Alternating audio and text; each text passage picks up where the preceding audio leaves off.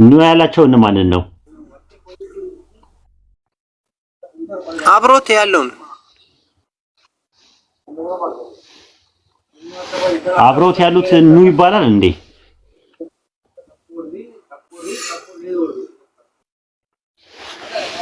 አይሰማም? ሜሹ አለ ሜሹ ምን አልከኝ? ኔትወርክ ያዘኝ። አብሮት ያሉትን ነው ወይ? አብሮት ያሉትን ኑ ይባላል ወይ? እንዴ አውዳ አንተ ጋር እንዴት ትላለህ? አሁን አንተ አራት ሰው ቢኖር ሐሳብ ነው ያቀረበላችሁ እግዚአብሔር ሐሳብ ነው። ኑ ለምን ይላቸዋል? ምክንያቱም ዕውቀት ያላቸው አካላት ከሆኑ ለምን ኑ ይላቸዋል? ራሱ ማለት ነው። ኑ የሚላቸው እነማንን ነው አልከኝ?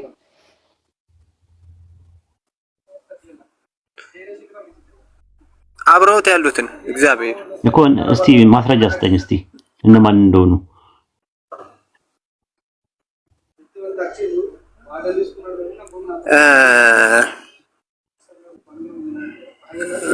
የዘፍጥረት ምዕራፍ 1 ላይ ኑ የሚለው እነማንን እንደሆነ ማስረጃ ስጠኝ ያልኩ እኮ እሱ ጋር ሊሄድልህ ነው። እግዚአብሔርም አለ ኑ የሚለው በመልካችን እንደ ምሳሌያችን። የጠየቁ ጥያቄ ኑ የሚለው እነማንን ነው? ከሌም በለኝ። መንፈስ ቅዱስና ወልድ ማስረጃ አምጣ። እንደዛ እንድልህ ነው። ያው አብ ወልድ መንፈስ ቅዱስ እዛ ጋር አንተ እንደምትልህ እኮ ባዩ ማን ነው? ኑ ባዩ ማን ነው? መጀመሪያ እግዚአብሔር እኮ የትኛው እግዚአብሔር? እግዚአብሔር ማለት እኮ የትኛው እግዚአብሔር? አብ ነው? ወልድ ነው? መንፈስ ቅዱስ ነው? የትኛው ነው? ጠሪው የሚጠሩት ወልድና መንፈስ ቅዱስ ነው እኮ። እግዚአብሔር የሚጠራቸው ኑ እያለ የሚያላቸው አብና ወልድ መንፈስ ቅዱስ እኮ። እግዚአብሔር ኑ እያለ የሚጠራቸው አብን ወልድ መንፈስ ቅዱስን ነው። ኖ እኔ እንደዛ አላልኩም እኮ። ጠሪው ማን ነው? ኑ ብሎ የሚጠራው ማን ነው? እኔ እንደዛ አላልኩም። ማን ነው ጠሪው? እግዚአብሔር። ጠሪው ማን ነው? እኮ እግዚአብሔር የትኛው? አብ ወልድ መንፈስ ቅዱስ የትኛው? እግዚአብሔር እኮ። እግዚአብሔር የትኛው? አብ ነው? እግዚአብሔር አለ እኮ ተጽፏል። እግዚአብሔር አለ እኮ። እግዚአብሔር እሺ፣ የሚጠሩት እነማን ናቸው? የምናጠናው እንደዚህ አይደል እኮ። ስለዚህ አንተ ለምን አመጣው እሱን ጥቅስ? እኔ ከመጠየቀው ጥያቄ ጋር ስለዚህ ወደ ጥያቄ እንመለስ። እያወራን ያለነው እንግዲህ ስለ እግዚአብሔር ስናወራ የእግዚአብሔርን ሐሳብ እኮ ስለ እግዚአብሔር ሐሳብ አይደል ሊወስድ ስለ እግዚአብሔር እሱ ላይ ስጠይቅ ኦርቶዶክስ ነህ አይደለም? እሺ ኦርቶዶክስ ነህ? ወደ የትኛው ኦርቶዶክስ ነህ ወይ ሜሹ? እንዲገባኝ እኔ መጽሐፍ ቅዱስ አማኝ ነኝ። ኦኬ ጥሩ። አይ እነዚህ እግዚአብሔር ኑ የሚለው መላእክትን ነው ይላል የኦርቶዶክስ መጽሐፍ ላይ። መጽሐፈ ኩፋሌ 10:13 ላይ እናውጣለን። ኦኬ የኦርቶዶክስ ሊል ይችላል መጽሐፍ ቅዱስ ካላለን። ኦኬ ስለዚህ አሁን ላንተ የሚጠቅም ጥቅስ አይደለም። ኦርቶዶክስ ሊል ይችላል። ባይብል ካላለ አላለም። ባይብል ሌላ ሰው እናናገር። አይ ቲንክ ገና ነህ አንተ እንኳን። ኦኬ እኔ ይጠቅመኛል። ዘፍጥረት 1 ላይ ያለ ኦኬ ቆይ አይ ገና ነህ። አሁን ሚውት አድርገህ አዳምጥ እሺ። አንተ በቃ ካሁን በኋላ ትንሽ አስቸጋሪ ነው። ሌላ ሰው የሚያወራ ሰው ካለ እንትን በሉ። ለምን አስወጣችሁት? ሚውት አድርጎ እኮ ማዳመጥ ይችላል። ይተበተባል፣ ታብታብ ያደርጋል፣ ሼር ያደርጋል፣ ስራ ይሰራል። አታስወጡ እሺ። እኔ አንቲባዮቲክ ስላችሁ ታወጣላችሁ። የኔ ዝም ብሎ ጭቅጭቅ ንትርክ ነገር የሚያደርግ የሚሳደብ ሰው አልተሳደበም ምን አላለም። ስለዚህ ታብታብ ያደርጋል፣ ሼር ያደርጋል፣ ስራ ይሰራል። መልሱት። ኦኬ ኔሹ ሶሪ እሺ። ሳያውቁ ነው ያስወጡ መሰለኝ። ይቅርታ ጠይቃለሁ። እኔ ማን ነው ኡስታዝ? ኦኬ ኡስታዝ እንትን በል ታብታብ አድርግ። አንተ ሌላ ሰው ያወራል ማለት ነው። ዮሴፍ አለ አካውንቴንም ገብታ ታብታብ ሰብሳቢ አይደለሁም። መጽሐፍ ቅዱስ አማኝ ነኝ። ታብታብ ሰብሳቢ አይደለሁም። ሲያቅት ሰውን ታፕታፕ ምናምን እያልክ ታስወጣኛለህ እንጂ እኔ ታፕታፕ ፈላጊ አይደለም። እሺ በቃ እንደዛ ከሆነ ችግር የለም። ታች ሆነህ መቀመጥ ትችላለህ። ታች ሆነህ ታፕታፕ ታደርጋለህ። ላይ ክብር ካልወደደ ታች አድርጉትና በቃ ታፕታፕ ያድርግ። ታች ሆነህ ታፕታፕ ያድርግ። ይሰማል ዮሴፍ? ጥያቄ ኡስታዝ እንትን ነው የሚመስለው ፖለቲካ ነገር እየሰራ ነው እንዴ? ፖለቲካ አይደለም። አይ ፖለቲካ ሳይሆን ዮሴፍዬ፣ አምላክ ስንት ነው በእናንተ እምነት? አምላክ አንድ ነው እኮ ብያለሁ እኮ ቅድም እኮ ነው። አንድ አምላክ ነው ወይ ሰው ነው? ቤት ውስጥ አስወርደው አይደለም፣ ራስህ ነው የወረድከው። ራስህ ነው የወረድከው። ማንም ለምን እገባለሁ? ማየት እንችላለን እኮ ተመልሰህ የማይገባው ኔትወርክም ሊሆን ይችላል፣ አንዳንድ ነገሮችም ሊሆን ይችላሉ፣ አልተመቸህም ሊሆን ይችላል። አሁን በቃ ችግር የለውም፣ መቀጠል ትችላለህ። አንድ አምላክ ነው ሰው ነው? አንድ አምላክ እግዚአብሔር ነው እኮ ብያለሁ እኮ ቅድም። አትቆጣ ዮሴፍ፣ እኔ አልችልም፣ ራሱ ቁጣ አልችልም። አትቆጣኝ። እሺ አይ አግሬሲቭ ባንዴ ጮክብኝና ቀስ በል እስቲ፣ ቀስ በል እንዲገባኝ። እኔ ቶሎ አይገባኝም እና ቅድም ራሱ እየሰማው ነበረ። እሺ አንድ አምላክ ነው አይደል ሰው ነው አይደል? አይ እሱን ተውና ክርስቲያኖች በጣም ምንጮህ አስመሰልከው ኡስታዝ። ቅድም ራሱ እየሰማው ነበር። አሁን በቃ ወደ ነጥቡ አትሄድም ዮሴፍ? ለምን ታንዛዛዋለህ? አንድ አምላክ ነው አይደል ሰው ነው በእናንተ ትምህርት? እሺ እናንተን አስተምረኝ በቃ አይቶ እሺኛል። ቆይ አይደለም፣ አንድ አምላክ ነው ሰው የሆነው? አዎ አንድ አምላክ ነው ሰው የሆነው ማለት ሰው የሆነው አብ ሰው ሆኗል። የሚነጣጠል ነገር አይደለም እኮ አብ ሰው ሆኗል ወይ ነው የጠየቅኩት ጥያቄ። ሆኗል ወይም አልሆነም በለኝ። አባት ነው ቃል ነው እኮ አብ ቃል ነው አብ ቃል ነው።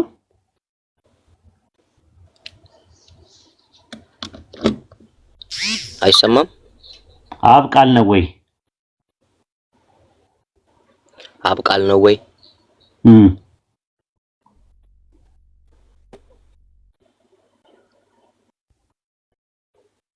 አብ ቃል ነው ወይ? አለ ዮሴፍ?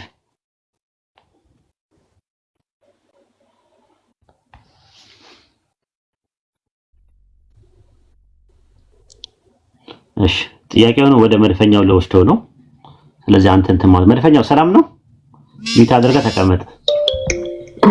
እሺ እንዴት አላችሁ? ሰላም ነው? ሰላም ነው መድፈኛው? አሎ ጥያቄ ትመልሳለህ ወይስ ቢታ አድርጋለህ? ማለት ምን ማለት ነው? እኮ የሚጠየቀውን ጥያቄ ታስተናግዳለህ ወይ ነው የተባልከው? ታዲያ ለምንድን ነው የገባው? ታዲያ ሚውት አድርጌ ልቀመጥ ነው እንዴ የገባሁት? ኦኬ አትቆጣሽ፣ አትቆጣ። አይ አጠያይቀና አምላክ ስንት ነው? ነው አይ ሁለት አይነት ምርጫ ሰጠው። እንግዲህ ጥያቄ ለመመለስ ነው ካልክ ጥያቄ ለመመለስ ነው አው ነው የሚባለው። ታዲያ ለምንድን ነው ምናምን ነው? አጠያይቀን አስተካክላ መጀመሪያ ሰሞኑን ነው አይድ ምን ሆነ ነው? አግሬሲቭ ሆናል በጣም ከክርስቲያኖች ጋር ስታወራ አግሬሲቭ ሆናል በጣም። ኧረ እኔ ጋር አግሬሲቭ አልሆንኩም፣ እናንተ ናችሁ እየሆናችሁ ያላችሁት። መድፈኛው ለምን ወጣው? ማን ያስወጣው? አድሚት ማን ነው? ማን ያስወጣው? አይሰማም? ኦኬ አሲያ አለች ራሱ ነው አለች። ናግባ ተመለስ።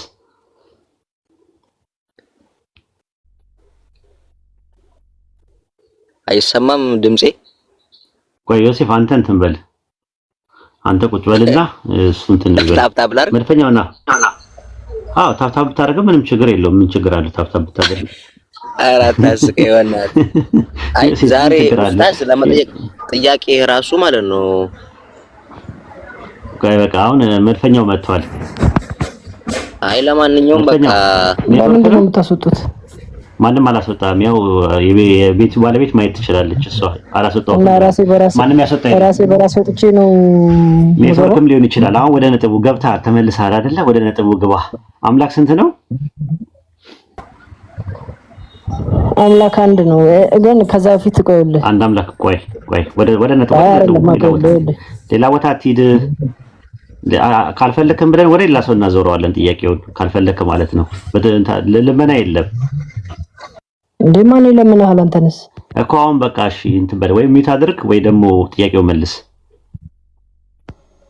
አምላክ ስንት ነው? መድፈኛው አንድ ነው አምላክ። ኦኬ አንድ አምላክ ሰው ሆኗል። እንደዚህ ተብሎ አይጠየቅም አባ። ይኸውልህ አንድ አምላክ ሰው ሆኗል ወይስ አልሆነም? ማብራሪያ የሚፈልግ ጥያቄ እንትን ያልከኝ አንድ አምላክ ሰው ሆኗል ወይስ አልሆነም?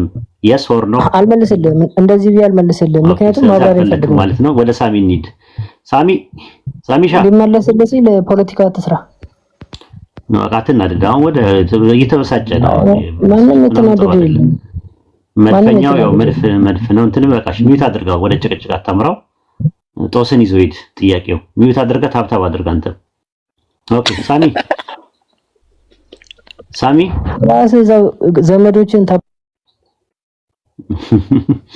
አንቲባዮቲክ ስጡትና ታች ይቀመጥና ለአንድ ለሁለት ሳምንት አንቲባዮቲክ ስጡትና ለአንድ ለሁለት ሳምንት ከስር ሆኖ ይማር። እሺ ዮሴፍ በቃ ሚዩት አድርግ። አይ ቆይ አንዴ ኡስታዝ ጥያቄው ትክክል አይደለም። የምጠይቀው ጥያቄ ኦኬ ትክክል አይደለም። አምላክ ስንት ነው? አምላክ አንድ ነው አልኩ። ግን እኮ አንድ አምላክ ነው ወይ ሰው የሆነው? ምን አይነት ጥያቄ ነው የምጠይቀው? እና እኮ ትክክለኛ ጥያቄ እኮ ነው። አንድ አምላክ ሰው ሆኗል ብላችሁ ታምኑ የለ እንዴ? አታምንም? አምላክ ሰው ሆነ ብላ አታምንም? አምናለሁ። ኦኬ ጥሩ። አብ አምላክ ነው? አብ አምላክ ነው ወይ? አብ አምላክ ነው ወይ? ነጣጣልካቸው እኮ አንተ እኮ ሌላ እንትን እኮ አብ አምላክ በአካል ይለያያሉ። አዎ አብ አምላክ ነው ወይስ አይደለም? ጠየቅኩ። ጥያቄያችሁ አምላክ ነው። ኦኬ አብ ሰው ሆኗል? አብ ሰው ሆኗል ወይ? በቃ በቃ ልውጣ። እንደውም እኔ ቅልጥ ይመጣል። አብ ሰው ሆኗል ወይ ነው ጥያቄ እኮ የጠየቅኩ። ይኸውልህ ጥያቄህ እንትን ነው። በቃ እዛው ጋር የሆነ ውስብስብ ያለ ነገር ነው የምጠይቀው። ውስብስብ አይደለም። አብ ሰው ሆኗል ወይስ አልሆነም? ሆኗል ወይም አልሆነም? ከሆነ ሆነ ትለኛለህ፣ ካልሆነ አልሆነም ትለኛለህ ይላል እኮ። ፍጹም ሰው ይላል እኮ አብ ሰው ሆኗል እንዴ? አብ ሰው ሆኗል፣ ወልድ ሰው ሆኗል፣ መንፈስ ቅዱስ ሰው ሆኗል እንደለና ያፈለቀው እኮ። ሆኗል ወይስ አልሆነም እኮ ጥያቄ እኮ ነው። ካልሆነ አልሆነም ትለኛለህ፣ ከሆነ ሆኗል ትለኛለህ። ተማሩ በቃ። እኔ አልውረድ ምስኪን። እሺ ውረድ በቃ። ታች ሆነ ታብታብ አድርግ። እሺ አራራራ ታብታብ አደረገ። አይ የምር ታረጋለህ። በግዴታ ታዳምጠኛለህ። እናንተ እኮ በግዴታ አላዳምጠኝ ራስ ወዳችሁ ሳይሆን በግድ ታዳምጣለህ። ታች ሆነ ታዳምጣለህ። የፈለገን አላዳምጥም። ታዳምጣለህ። እስቲ ውጣ ከዚህ ቤት ውጣ። አትወጣም። ለምን ደማሮጠው እኮ አትወጣም እኮ በቃ ትምህርቱን ስለምትፈልገው አትወጣም። እስቲ ውጣ። አንተ አትወጣም። ከስርም ሆነ ታዳምጣለህ። የሚገባ ትምህርት እኮ አለ። አሁን የአሁኑ ጥያቄ እኮ እንት ጥያቄ እኮ ያወራኝ እኮ ነው። ቢያስጥመዋል ማለት ነው ዮሲ። እሺ ሌላ ነገር እናውራ። እሺ ቀለል እናድርገው። በቃ ቀለል ልቶ ይሄንን ድንግል ማርያም የወለደችው ምንድን ነው? ድንግል ማርያም የወለደችው ምንድን ነው? አይ እንትን የሚሳደቡ ሰዎችን እንትን ኮሜንት ላይ አምላክ ነው፣ ኢየሱስ እኮ አምላክ ነው። ኦኬ አምላክ ነው የወለደችው። ታዲያ ማን ነው የወለደችው? እኮ አምላክ ነው ወይስ ሰው ነው የወለደችው? ማርያም አምላክ ነው። ኦኬ አምላክ ለማርያም የጸጋ ልጇ ነው ወይስ የባህሪ ልጇ ነው?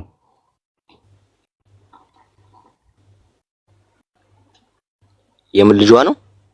የባህሪ ልጇ ነው ወይስ የጸጋ ልጇ ነው? አይ ከሷ ስጋ እንትን ብሏል እኮ። አምላክ ከሷ ተገኝቷል። አምላክ ከሷ ተገኝቷል። አምላክ ከማርያም ተገኝቷል ወይስ አልተገኘም? ተገኝቷል። ስለዚህ መነሻ አለው ማለት ነው። ከፍጡር ያልተፈጠረ ነገር ተገኝቷል። አይ በቃ ልውረድ። እኔ እየሰደቡኝ ነው ኮሜንት ላይ። ነው ኮሜንቱን ሚት አድርጉለት አንዴ። እሺ እማራለሁ። ፎይ ራሱ አሁን ገብቷል። እማራለሁ እሱ ጋር ሄጄ። እሺ ሚት አድርጉ አንዴ። እንትን አድርጉት። ሚት እንትን ኮሜንቱን ዝጉት። ኦኬ ሄደ። አስመለጣችሁት። እስቲ ዝም በሉ። እስቲ ኮሜንት ላይ ያላችሁ ሰዎች ምን አይነት በየአይነት ህዝብ ነው? እሺ ሳሚ አለ። ሰላም አለይኩም ኡስታዝና። ወአለይኩም አሰላም ወራህመቱላሂ ወበረካቱ።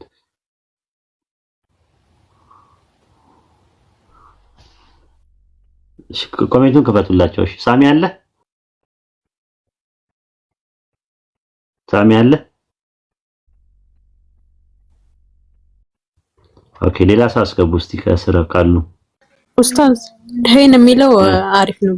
አይ ቲንክ ካየሁት በእውቀት ነው የሚያወራው ከዚህ በፊትና ቀጥሉ እስኪ አሪፍ። ኦኬ ሄን ሰላም ብያለሁ። ሄን አለ?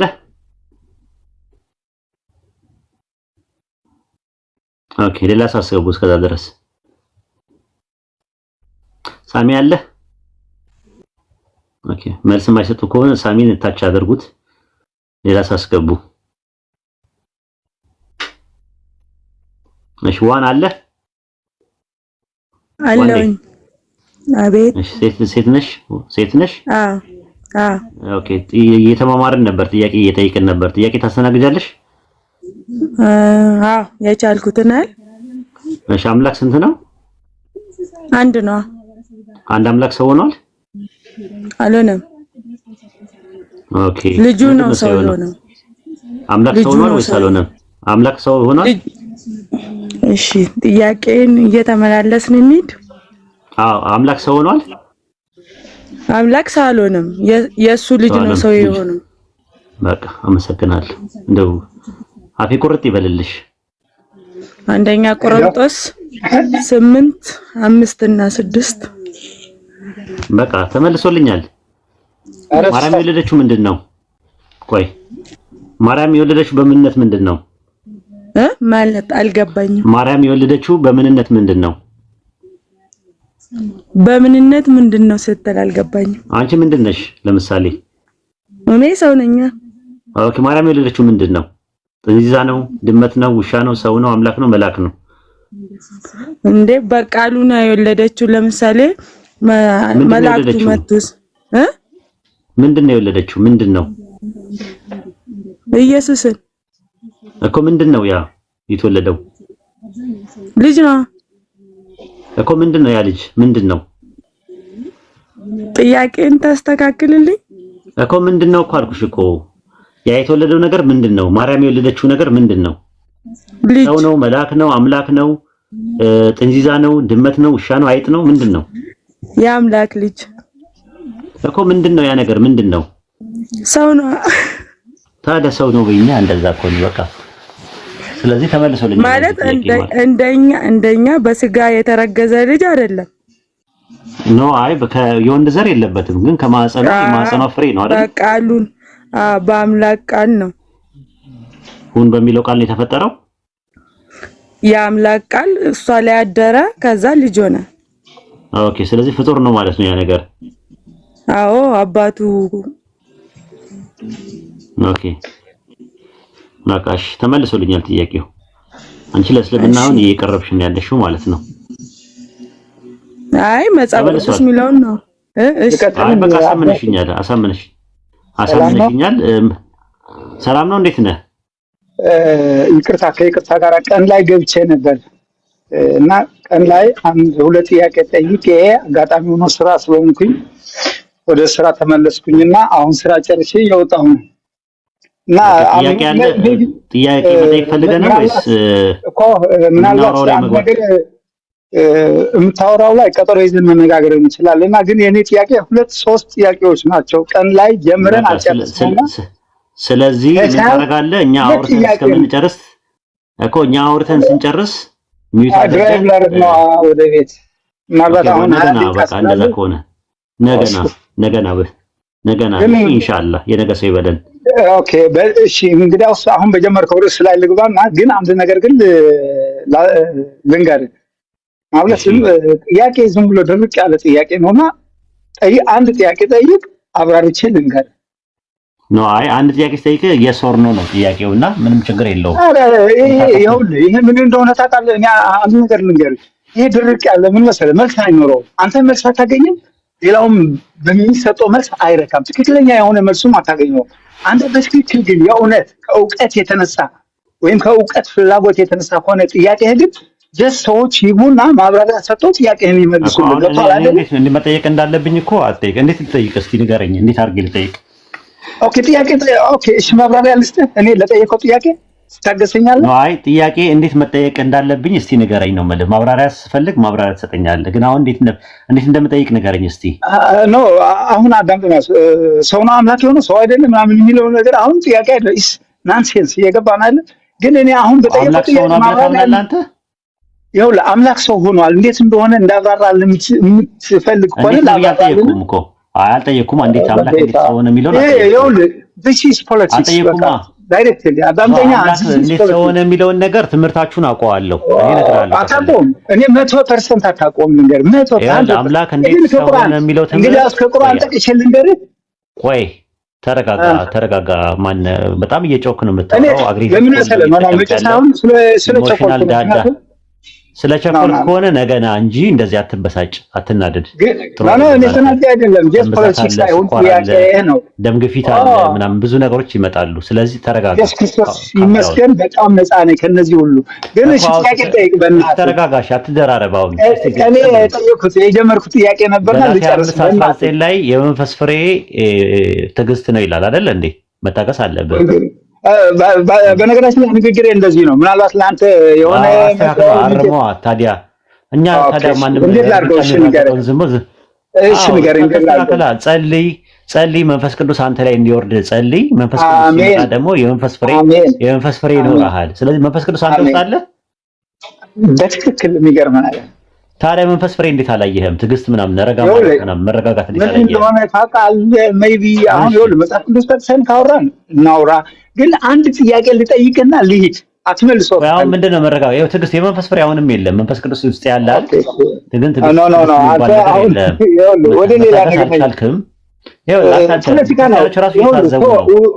እሺ ተረጋጋ እስቲ እድሜ ስንት ነው? ቆይ እኔ ትልቅ ሰው ትመስላለህ፣ ግን በጣም እንደ ልጅ ነው የሚያደርግህ። ትልቅ ሰው ነኝ እኮ። ታዲያ እንደዛ ከሆነ አሁን አስራ ቤት ውስጥ ያሉ ሰዎችን ነው የሚያወሩት አይነት የምታወራው። በጣም እንደዛ ነው ስሜት። የሚገርም ነገር ስሰራም ስንቀሳቀስ ምንም ዘሴም ስሜታዊ ትሆናለህ።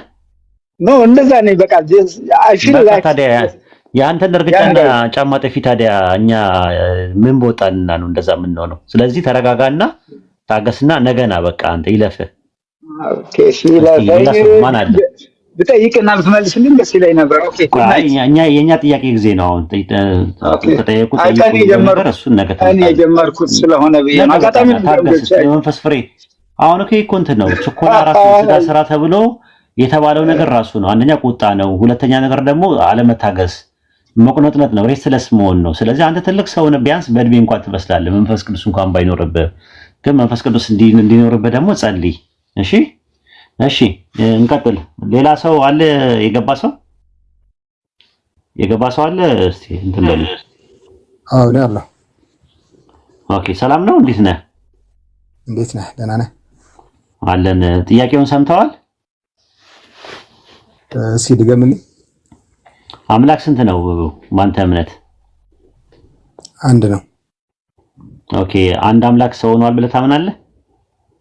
አዎ። አንድ አምላክ ሰው ሆኗል? አዎ። ኦኬ እሺ። አብ ሰው ሆኗል? ወልድ ነው ሰው የሆነው። አብ ሰው ሆኗል ወይ ነው ጥያቄው? ወልድ ሰው ሆኗል። አብ ሰው ሆኗል ወይስ አልሆነም ነው ጥያቄ? አብ የባህሪ አባት ነው፣ ወልድ የባህሪ ልጅ ነው፣ መንፈስ ቅዱስ ነው። አልጠየኩም። አብ ሰው ሆኗል ወይስ አልሆነም? አብ ሰው አልሆነም። ሰው አልሆነም። ጥሩ። አብ አምላክ ነው? ነው። ኦኬ ስለዚህ አንድ አምላክ ነው ሰው የሆነው ወይስ ወልድ ነው ሰው የሆነው? አንድ አምላክ ነው። አንድ አምላክ ውስጥ አብ አንድ አምላክ ውስጥ ነው የሚካተተው ወይስ ከአንድ አምላክ ውጪ ነው? አንድ አምላክ ውስጥ ነው የሚካተተው። ስለዚህ አንድ አምላክ ውስጥ አብ የሚካተት ከሆነ አንድ አምላክ ሰው ሲሆን አብም ሰው ሆኗል? አብ አልሆነም፣ ወልድ ነው የሆነው። ስለዚህ አብ አምላክ ነው? አዎ ልክ ነህ። ስለዚህ አብ ሰው ሆኗል? አብ አልሆነም። ስለዚህ ሰው ያልሆነ አምላክ አለ? ሰው ያልሆነ አምላክ ሳይሆን ከፈለክ ባህሪያቸውን ወይም ሚስጥረ ሥላሴ ላስረዳ። ታስረዳኛለህ? የምጠይቅህን ጥያቄ መልስልኝ እኮ ለኦዲየንሶችህም እዚህ ጋር ትምህርት የምትሰጥ ከሆነ ሰው የሆነ አምላክ አለ እኮ ሰው ያልሆነ አምላክ አለ ወይ ማለት እንደሆነ ላስረዳ። ችግር የለውም ታስረዳኛለህ። በቦታው ስጠይቅህ ታስረዳኛለህ። አሁን ቦታው ጥያቄው እሱ አይደለም ጥያቄው። አምላክ ሰው ሆኗል ካልክ ሰው የሆነው አምላክ ማን ነው? ሰው ያልሆነው አምላክ ማን ነው?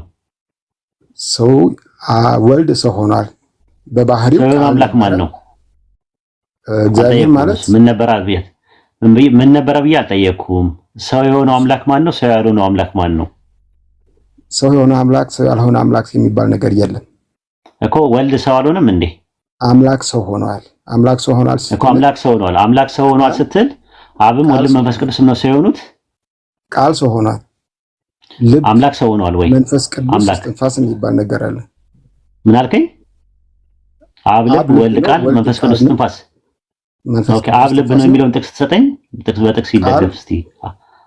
አብ ልብ ነው የሚል አብ ልብ ነው የሚለውን ጥቅስ ስጠኝ እስቲ። አሁን ወደ ጥቅስ እንሂድ። ማለት በመጽሐፍ ቅዱስ ነው። አብ ልብ ነው የሚለውን የቱ ጋር ነው ያገኘው? እሺ ዮሐንስ ወንጌል ምዕራፍ 1ን አንብብልን። አብ ልብ ነው ይላል ዮሐንስ ወንጌል 1 ላይ ስለ ክርስቶስ ይነግርሃል። ለምሳሌ የገባኝ የጠየቁ ጥያቄ አብ ልብ ነው የሚል ዮሐንስ ወንጌል 1 ላይ አለ ወይ? አይደለም። ስለ ወልድ አለ ወይ ነው አንተ ነው ያልከኝ እኮ። አብ ልብ ነው አልከኝ። አብ ልብ ነው የሚል ባይብል ላይ አለ ወይ ነው የጠየቁ እኮ።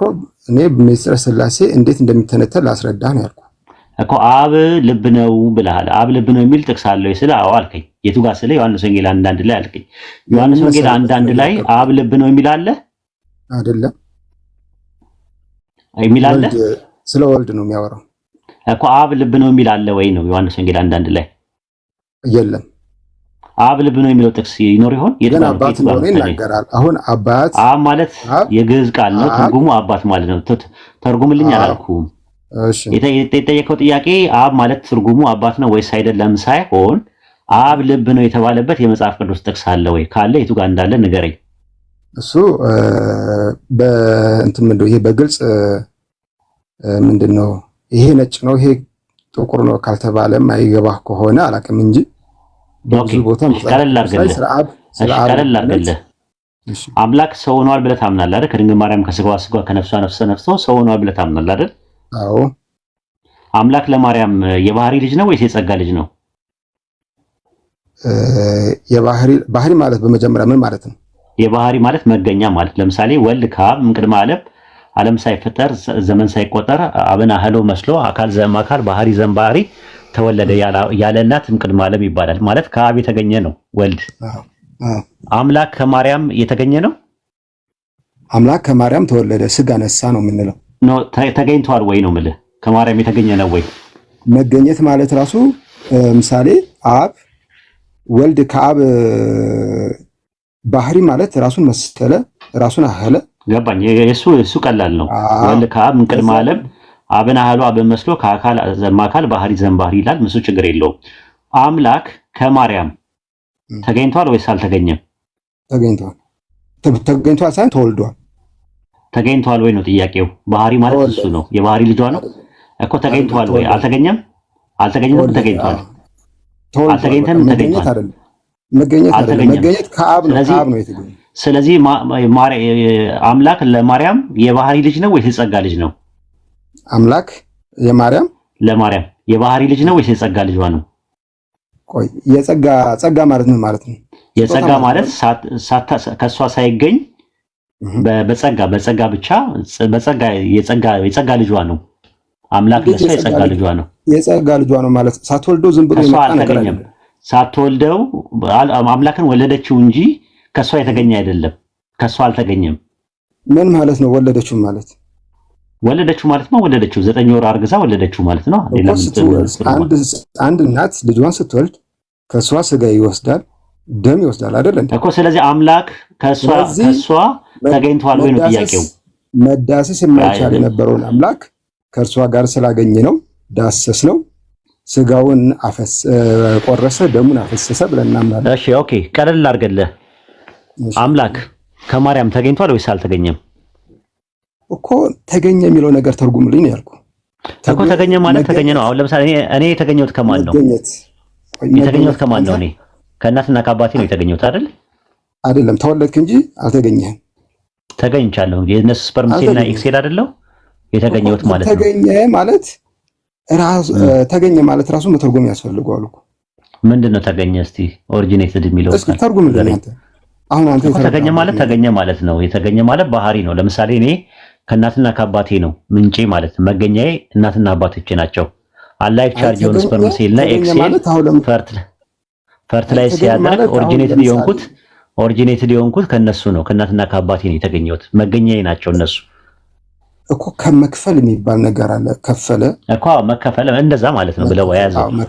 መከፈል አምላክ ከማርያም የተከፈለ ነው። ስለዚህ እሺ እሱን ነጥብ ያዝልኝ። ለምሳሌ አንተ ከአባትና ከእናትህ ነዋ ከፍለህ የተከፈሉት። ስለዚህ ማርያም ጌታን የወለደችው በሰውኛ ሕግ አይደለም፣ በመንፈስ ቅዱስ ነው። ይታወቃል። የወንድ ስፐርም ሴል የለውም፣ ግን እንቁላል አለው። እሱም እንቁላሉም ራሱ በድንግልና እንደተወለደ እንደተጸነሰ ታምናለህ እኮ። ስፐርም የለውም እንጂ እንቁላል አለ አይደለ? የማህፀኗ ፍሬ ነው አይደል እንዴ? የማህፀኗ ፍሬ ነው። ከስጋው አነስተዋል። ስለዚህ አሁን ምንድነው ነጥቡ? አምላክ ከማርያም ተገኝቷል ወይ ነው ጥያቄው። ተወለደ ነው ማለት እኮ። ተገኝቷል ወይ? አምላክ መለኮት ሰማይና ምድርን የሞላው መለኮት ከማርያም ተገኝቷል ወይ? እሷ ማደሪያ ያደረጋት እኮ ማደሪያ ያደረጋት እንጂ ተገኝቷል ወይ ነው ጥያቄው። አሁን ተገኝቷል ተከፍሎ የመጣ ነው ወይ? ከሷ አምላክ ተገኝቷል የሚለው ዲፊኒሽኑን ማምጣት ነው ያለበት እኮ። ተከፍሏል ብለህ አስበው። ከማርያም ተከፍሎ የመጣ ነው አምላክ። አዎ ስጋ ነሳ ደሙ አምላክ ተከፍሎ የመጣ ነው ወይ? ተከፍሏል ማለት ምሳሌ አብ ወልድ መንፈስ ቅዱስ በምትለው ነው? ኖ አይደለም። ይኸውልህ እኔ ከእናትና ከአባቴ ተከፍዬ የመጣው ነኝ። ስፐርም ሴል አለው ኤክሴል አለው መከፈሌ ላይ። ማርያም ግን ስፐርም ሴል የለውም። ያለ ዘራ ብሲ ነው፣ ያለ ወንድ ዘር ነው። ያለ ወንድ ዘር የተገኘው ከማርያም ሲገኝ የተገኘው ነገር አምላክ ተገኝቷል ተከፍሎ የመጣ ነው ወይስ አይደለም? አሁንም ተገኝቷል የሚለው እኔ እንደዚህ ነው ብዬ ልነግርህ። ተከፍሎ ነው ወይ? ከማርያም ተከፍሎ የተገኘ ነው ወይ? ባህሪዋ ነው ወይ? ባህሪ ነው ወይ? ከማርያም የማርያም ባህሪ ነው ወይ? የሰው ባህሪ ይዟል። የማርያምን ባህሪ የሰው ባህሪ ይዟል ማለትና ከሰው ባህሪ ተገኝቷል ማለት ይለያያል እኮ። የሰው ባህሪ ይዟል። የሰው ባህሪ ይዟል እንጂ አምላክ ለማርያም የባህሪ ልጇ አይደለም። የባህሪ ልጇ ነው። ለምሳሌ የአንተ የአባትህ የእናትህ ባህሪ ይዘሃል አይደል? የሰው ባህሪ አለ። ይዣለሁ ነኝ ነው። ከዛ ነው ራሱ መገኛ እናትና አባቱ ናቸው። አምላክ ግን መገኛው አምላክ መለኮት መገኛው ከማርያም ነው። መገኛው ፈጣሪ ራሱ እኮ ነው እኮ። መገኛው ከማርያም ነው ወይ? ከፍጡር ተገኝቷል ወይም መለኮት እኮ አይደለም። አንድ ነገር ስማ፣ እግዚአብሔር እኮ በዚህ ዘመን ተገኘ ወይ መከራ አስገኘው ብለን የምንለው ነገር አይደለም። ስለዚህ ከማርያም አልተገኘም መለኮት። ከማርያም ተወለደ እንጂ አልተገኘም። ካልተገኘ መለኮት ለማርያም የባህሪ ልጅ ነው ወይስ የጸጋ ልጅ ነው? ባህሪ የምንል ከሆነ እግዚአብሔር ሰውን መሰለ፣ ሰውን አከለ፣ ሰውን የሚያደርገው ነገር ደግሞ አድርጓል እኮ። መለኮት ከሷ ካልተገኘ የሷ የባህሪ ልጅ አይደለም ማለት ነው። በስጋ ስለተገለጠ ማለት ነው። በስጋ ተገለጠ ሌላ ጉዳይ እኮ ነው። ከማርያም መለኮት አልተገኘም። ካልተገኘ የባህሪ ልጇ አይደለም፣ የጸጋ ልጇ ነው። የጸጋ ልጇም አይደለም። እሺ የባህሪ ልጇም አይደለም። አሁን ይሄ ጸጋና ባህሪ የሚለው ነገር እናውጣና ለምሳሌ እኛ ፈጣሪ እኛ የፈጣሪ ምንድን ነን? ለምሳሌ በእናንተ ትምህርት ልጆች ነን አይደል? በእናንተ ትምህርት ፈጣሪን እኛ በአምሳሉ ሰርቶናል እኮ። ልጆች የፈጣሪ ልጆች ናቸው አማኞች። ኦኬ እነሱ ልጅነቱ የጸጋ ነው ወይስ የባህሪ ነው? የኛ የጸጋ ልጆቹ ነን እኮ። እንደዛ ማለት ነው። ምክንያቱም ከሱ አልተገኘንም። እሱ ፈጣሪ ነው፣ እኛ ፍጡሮቹ ነን። ስለዚህ የጸጋ ነው የሚባል። ለማርያም አምላክ የሷ የባህሪ ልጇ ነው ወይስ የጸጋ ልጇ ነው? አልኩህ እኮ ባህሪው የማርያምን ባህሪ ወስደዋል ነው ማለት። ለምን ሰውን መሰለ ነው። በላ ጠጣ ወስደዋል ማለትና ከሷ ተገኝቷል ማለት ይለያያል። ከሷ የሆነ ነገር ወስዶ ከወሰደ ልጅ የሚሆነው ማን ነው? ከሷ የወሰደው ስጋና ደም ነው። ከሷ የወሰደው ሰውነት ነው የሷ ልጅ የሚባለው አይደለም። አሁንም አንተም አስካክሏ ችግር የለውም። እኔና አንተ ከእናት ከአባታችን የምንወልደው ሰው መስለን ሰውን አህለን፣ ይሄ ደግሞ በውስጥ በስፐርምና በእንቁላል መካከል ፈጣሪ ደግሞ የሰው ልጅ ወይም እኔና አንተ በዚህ አይነት ቅርጽ እንዲኖረን አድርጎ ሰራን። አስገኙ ማን ነው? ፈጣሪ ብቻ ነው። አስገኙ እሱ ነው። የተገኘ ነው ግን ከእናትና ከአባት ነው አይደለ? የተወለድ ነው የተገኘ ነው። ራሱ መገኛችን እናትና አባታችን ናቸው። የተገኘ ነው። የተወለደ ነውማ በኋላ አይደል? ከ9 ወር በኋላ ነው። አይ አስገኘ እናትና አባታችን አንዴ ተረጋጋ። እናትና አባታችን አስገኛችን ነው አላልኩም እኔ። የተገኘ ነው ግን ከእናትና ከአባታችን ነው አይደለ? የተገኘ ነው ሳይሆን የተወለድ ነው። የተወለድ ነውማ ፕሮሰስ አድርገን ከ9 ወር በኋላ እኮ ነው የተወለድ ነው። ከአባትም አንወለድም። ራሱ የምትወለድ እናታችን ናት እኮ። የተገኘ ነው ከማን ነው? ያስገኘንን ፈጣሪ ነው። እኔ ስለማስገኘት አልጠየቅኩም።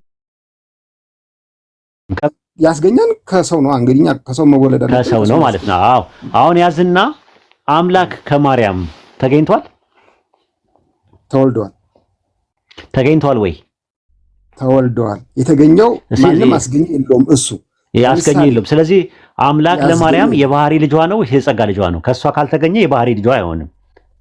በባህሪ ይመስላታል። ኖ የባህሪ ልጇ አይሆንም። ከሷ ያልተገኘም ብለኛል። የባህሪ ልጇ ነው። የባህሪ ልጇ ማለት ባህሪዋ ይመስለዋል ነው ማለት። ኖ አምላክ የመለኮት የማርያም የባህሪ ልጇ ነው ወይ? ከሷ ካልተገኘ ከማርያም ካልተገኘ የባህሪ ልጇ ነው ወይ? የባህሪ ልጇ ባህሪ እኮ ማለት እኮ ራስን መስሎ ራስን አህሎ እኮ ነው መልኩ። አምላክ ይኸውልህ፣ አምላክ ከሷ አልተገኘም ወይስ ተገኝቷል ብዬ ስለ አልተገኘም አልከኝ። ካልተገኘ ያልተገኘ ነገር የባህሪ ልጅነት ይባላል። የሷ የባህሪ ልጅ አይደለም።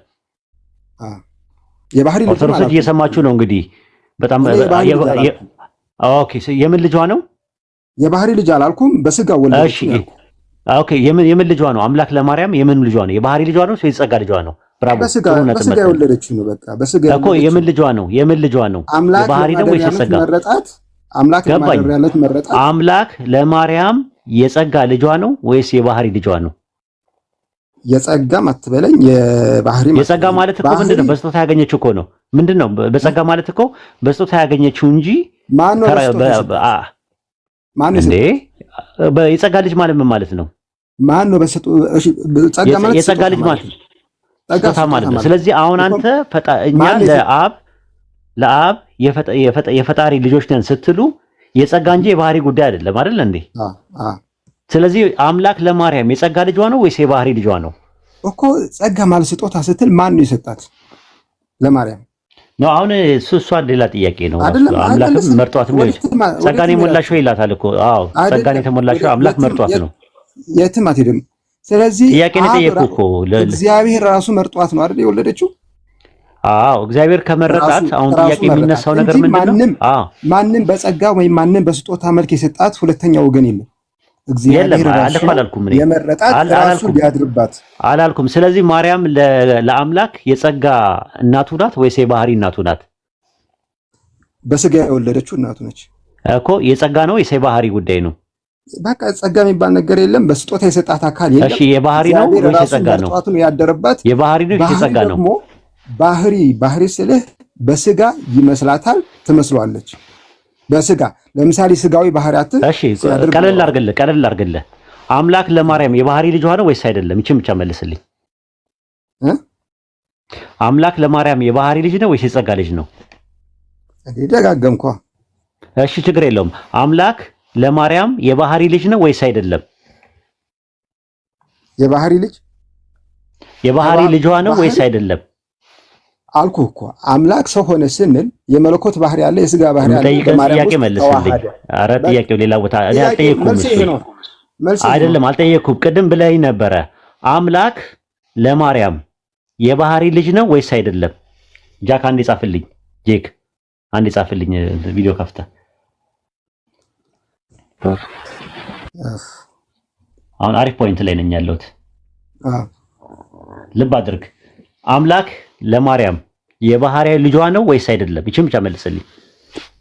አምላክ ለማርያም የባህሪ ልጇ ነው ወይ አይደለም? በማርያም ማህፀን የስጋ ባህርና የመለኮት ባህሪ ተዋህዶባት። አልጠየኩም። የጠየቁ ጥያቄ አምላክ መለኮት ከማርያም የተገኘ አይደለም። የተገኘ ካልሆነ የባህሪ ልጇ ነው ወይስ አይደለም? ይህችን ብቻ መልስልኝ እኮ እኔ መልሼልሃለሁ እኮ መልሴን ሰጥቻለሁ። አልመለስክልኝም። የባህሪ ልጇ ነው ወይስ አይደለም?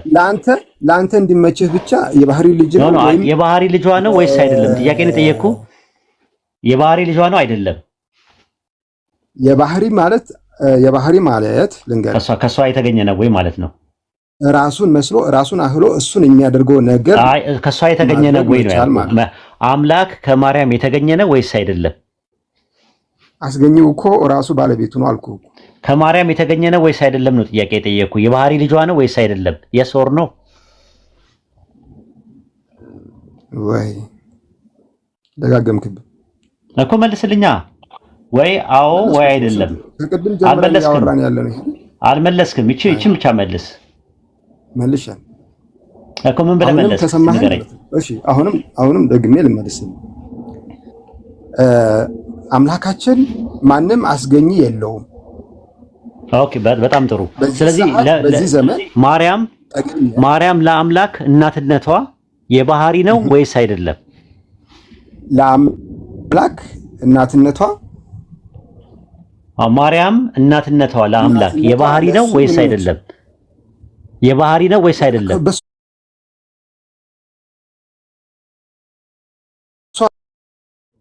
የባህሪ ነው ወይስ አይደለም?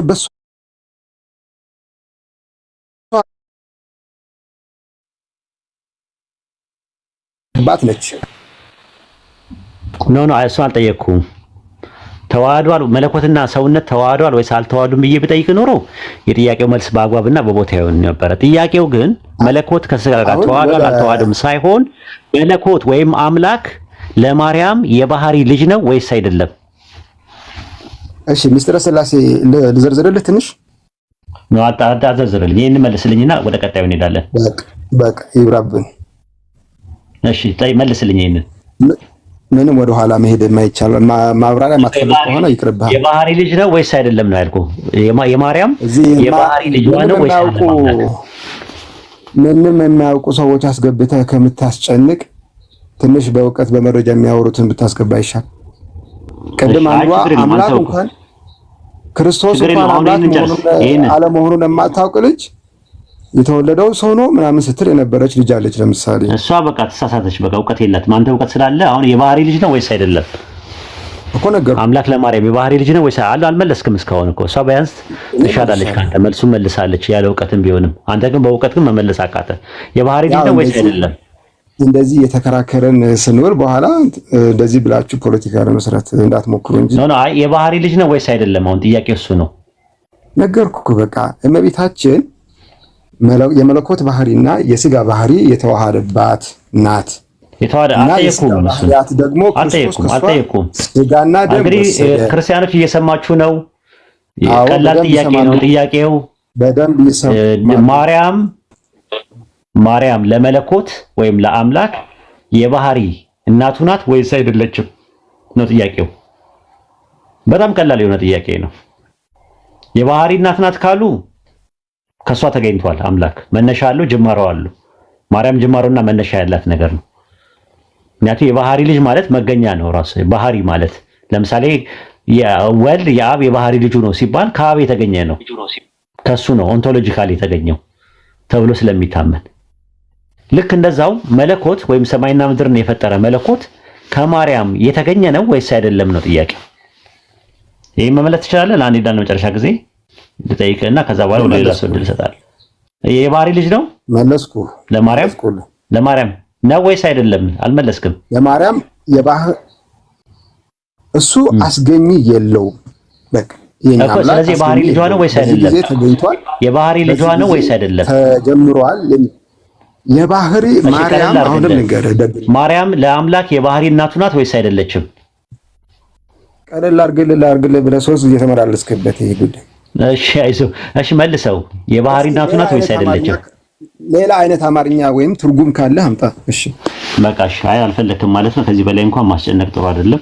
ኤኒዌይ ኡስታዝ ቆይ አንዴ የምትጨነቀው ቆይ አንዴ መመለስ አቃተህ እኮ በቃ የለህም እኮ ኧረ አይደለም ተቆላልፈህ አንተ የምትፈልገው ነገር አንተ ራስህ የፈለከው ነገር አለ ብቻ ይሄንን በሁለቱም መልኩ ብትመልስ ሁለቱም ጋር እንትን ውስጥ ነው ራሱ የሚሆነው የዓለም ውስጥ ነው ያለው ራሱ ማለት ነው። እኔ አልኩህ እኮ የኛ አስተምህሮ ትክክለኛ አስተምህሮ አሁን አንድ ነገር ልንገርህ።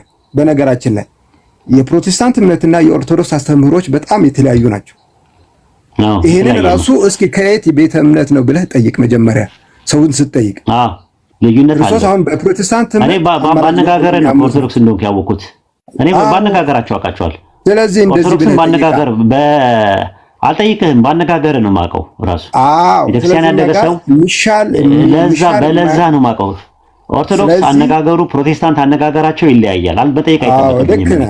ልክ ነህ። ስለዚህ በለዛ ነው ያወቅሁት። ስለዚህ ምንም ችግር የለውም። እሺ ትመልሳለህ። አዴ ነው መጨረሻ ድል ልስጥህና ወደ አቡኪ እንሄዳለን። እኔ በቃ አሁን በመለስኩልህ ልክ ነው መሄደው እንጂ የባህሪ ልጅ ነው ማሻሽለው ነገር የለኝም። የባህሪ ልጅ ነው ለማርያም በቃ ነገርኩህ።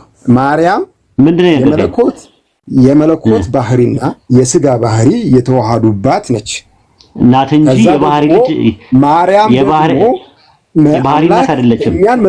እኛን መስሎ ወይም ሰው መሆኑን እንድንዳስሰው እንድንነካው ከኛ ጋር አብሮ እንዲበላ እንዲጠጣ የተደረገ መከራ እንዲቀበል እንዲሞት የኛን ዋጋ የኛን ስለዚህ ዋናው ነጥብ በቃ እሺ አሁን ሚት አድርግ በቃ ከዚህ በኋላ እንታጥበል ለአቡኪ ድል እንሰጣለን። ግን ሐሳቤን ልንገራቸው ለጀማው ማለት ነው። እሺ ነገር ጄክ ድንግል ማርያም ለአምላክ የባህሪው ልጁ ናት ወይስ የጸጋው ልጁ ናት ብላችሁ ጥያቄ ስጠይቋቸው የባህሪ ልጁ ናት ይላሉ። ማን የባህሪ ልጇ ነው ይላሉ። አምላክ ከማርያም ተገኝቷል ወይ ስትሏቸው አልተገኘም ይላሉ።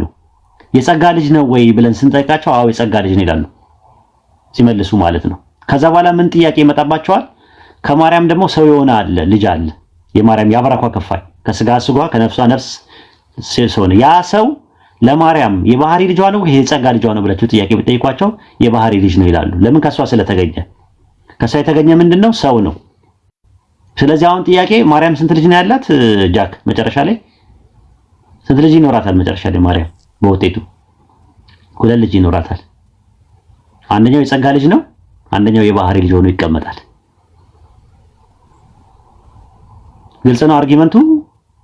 ስለዚህ የኛን አስተምሮ መጀመሪያ ገሚያኑ እንዴት ነው ወይት በቃ ወደ ሌሎቹ እድል ይሰጣል። አሁን አንተ መልስ አልመልስም ስላልክ እንትና አቡኪ የምትለው ነገር አለ? የምትጨምረው ነገር አለ? ጨምር እስኪ። ኧረ ኡስታዝ ይሄ አርጊመንት ዝም ብሎ እንዲማ ማለፍ የለበትም እና እዚህ ላይ በደንብ እንድታወራ ስለፈለኩኝ ነውና ፎርኬ ምን መሰለ አሁን የኡስታዝን ጥያቄ እንድትረዳው ዝም ብዬ አንድ ቀለል ያለ ጥያቄ ልጠይቅህ። መጀመሪያ የማርያም እናት ስሟ ማን ነው ፎርኬ?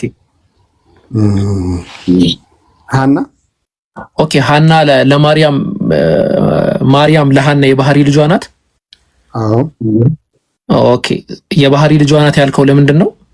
ራሷን መስላ ራሷን አክላ ከዛ ደግሞ ሰውኛ ባህሪያት የሰውኛ ባህሪዎችን የሚስማማት ስለሆነ ማለት ነው። እሺ የጸጋ ልጅ ናት ማርያም ለሃና? የጸጋ ማለት ስጦታ ማለት ነው። ሊሆንም ይችላል ማለት ያው ፈጣሪ በጸጋ ሰጥቷታል። እንግዲህ የሰው ልጅ ራሱን መፈብረክ አይችልም። ጽንስ ፈጣሪ ነው የሚያበረው። ስለዚህ የጸጋ ማለት አንተ በዚህ ደረጃ ተረድተዋል ማለት ነው። ጥሩ። እሺ ኦኬ። እግዚአብሔር ስለ ማርያም የባህሪ ልጅ ነው? የባህሪ ልጅ ወይ ነው ወይ አይደለም? ልክ እንዳሁኑ ማለት ነው። እና አሁንም እዛው ልትመልሰኝ ነው እኮ ለወሂድ የተናገርኩትን እኮ ነው የምደግምልኝ። አይ አሁን በተናገርከው ሴንስ አሁን ሃና ማርያም ለሃና የባህሪ ልጇ ናት እንዳልከኝ እግዚአብሔር ስለ ማርያም የባህሪ ልጇ ነው ወይ? እሺ ቆይ ክርስቶስ ፈጣሪ ነው፣ ማርያም ፈጣሪ አይደለችም። ስለዚህ የባህሪ ልጇ አይደለም። ቆይ ይሄ ፈጣሪ የሆነ አምላክ በማርያም ማህፀን ውስጥ አደረ። ደግሞ እንዲያድር ያስገደደው ማንም የለም፣ በራሱ ፍቃድ ነው ያደረው። ትክክል። ሰው እንዲሆንም ደግሞ ማንም ያስገደደው የለም፣ በራሱ ፍቃድ ነው ሰው የሆነው። ትክክል። ስለዚህ አሁን የባህሪ ልጇ ባህሪዋ ነው ካልን እሷን ፈጣሪ ነች ልንል ነው ማለት ነው። ስለዚህ የባህሪ ልጇ አይደለም፣ የባህሪ ልጇ አይደለም። ቆይ አይደለም መልስልህ። አይደለም ከሷ የወሰደው ባህሪ ደግሞ አላ። ለምሳሌ የሰውኛ ባህሪያቶችን ወስዷል። መራብ፣ መጠማት፣ መገረፍ፣ መሞት፣ መነሳት። እነዚህ ነገሮች ደግሞ ከሷ ወይም ስጋውን ማፍሰስ። ስለዚህ ግማሽ ነው ግማሽ አይደለም ነው እያልከን ያለው? ግማሹ ነው ግማሹ አይደለም ነው እያልከን ያለው? እሺ ክርስቶስ አንተ መለኮት ክርስቶስ ሰው ሆነ ስንል ሙሉ በሙሉ መለኮት ብቻ ነው ትላለህ ወይስ ሰው ብቻ ነው ትለኛለህ? በቃ ሚውት አድርግና ጥያቄውን በደንብ አሰላስለው የጠየቅንህን ጥያቄ። ምክንያቱም አንተ መልስልኝ። አቡኪ ወደ ኋላ አይ ምን መሰለህ ይሄን መልስልኝ ብቻ። እሺ እንዲህ አይሆንም። አይ እኛ ጋር በመረጃና በማስረጃ መሆን አለበት እያንዳንዱ ነገር አባቴ። እሺ እኛ ጋር እንደዚህ አይነት ነገር እኛ ጋር አይሆንም ከይቅርታ ጋር ማለት ነው። ኦኬ እሺ በቃ መረጃ ምን መሰለህ ብላችሁ ጥያቄ ብቻ ደረቅ አንዴ ፎርኬ ሚውት አድርግማ የሆነ አደናብረህ ለማውጣት ነው። እሺ ሚውት አድርግማ። አይ ምን መሰለህ አሁን ኢየሱስ ክርስቶስ ጋር ሲመጣ ከሆነ በዚህ ደረጃ ኢየሱስ ክርስቶስ ጋር ሲመጣ ከሆነ አእምሯችሁን ማትጠቀሙት አደገኛ ይሆናል። ስለዚህ ሌላ ሰው ይቀጥላል ማለት ነው። ሚውት አድርግ። ቆይ ሚውት አድርግ። ከሂን ጋር ቀጥሉ ኡስታዝ። ኦኬ ይሄን ሰላም እያለሁ። ሰላም እንዴት ናችሁ? ሰላም ነው አለን እግዚአብሔር ይመስገን። ኦኬ ጥሩ። ጥያቄውን ሰምተዋል? አዎ። አምላክ ለማርያም የባህሪ ልጇ ነው ወይስ የጸጋ ልጇ ነው? የባህሪ ልጅ ምን ማለት ነው? የባህሪ ማለት መገኘት ማለት ለምሳሌ ቅድመ ዓለም ወልደ ከአብ የተገኘ ስለሆነ የአምላክ ልጅ ይባላል አይደል? ከሱ ከአብ ስለተገኘ። እሺ አንተ ስለ እናትህ ወይ ለአባትህ የምን ልጅ ነህ? የባህሪ ልጅ ነኝ እኔ። የባህሪ ልጅ ነኝ ከነሱ የተገኘው። ለምን? ከነሱ ስለተገኘው። ከነሱ ስለተወለድክ ነው? ስለተገኘው መገኛዬ ነው። ስፐርም ሴል እና ኤክስ ሴል ነው ፈርቲላይዝ ያደርገው አይደል? የተገኘውማ ከአምላክ ነው።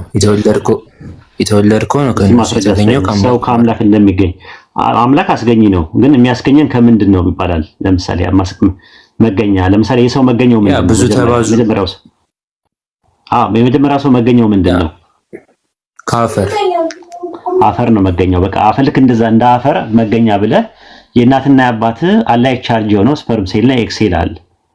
ከዛ ነው አይደል የሚገኘው? አዎ እሱ ሲገኝ ማንነቴ ነው። ምንነቴ ከአዳም ነው የሚጀምረው። ማንነቴ ከነሱ ይጀምራል። አሁን ጥያቄ የሚነሳው ምንድነው? አምላክ ከማርያም ተገኝቷል ወይስ አልተገኘም? አልተገኘም፣ ተወልዷል እንጂ። ኦኬ የባህሪ ልጇ ነው አምላክ ለማርያም ያ መባል ይችላል። ምክንያቱም ከእርሷ ስለተወለደ ማለት ነው። ስለተገኘ የተገኘ ነገር ነው ማወቅ። ስለተወለደ አይባልም እንደዛ። አይ ለምን አይባልም? ለምሳሌ ዮሐንስ ወንጌል ምዕራፍ 1 ቁጥር 12 ላይ ለተቀበሉት ሁሉ በስሙ ለሚያምኑ ለእነሱ የእግዚአብሔር ልጆች ይባሉ ዘንድ ስልጣን ሰጣቸው። እነሱ ከስጋና ከደም ከወንድ ፈቃድ አልተወለዱም። ከማን ተወለዱ ይላል? ከመንፈስ አይደለም።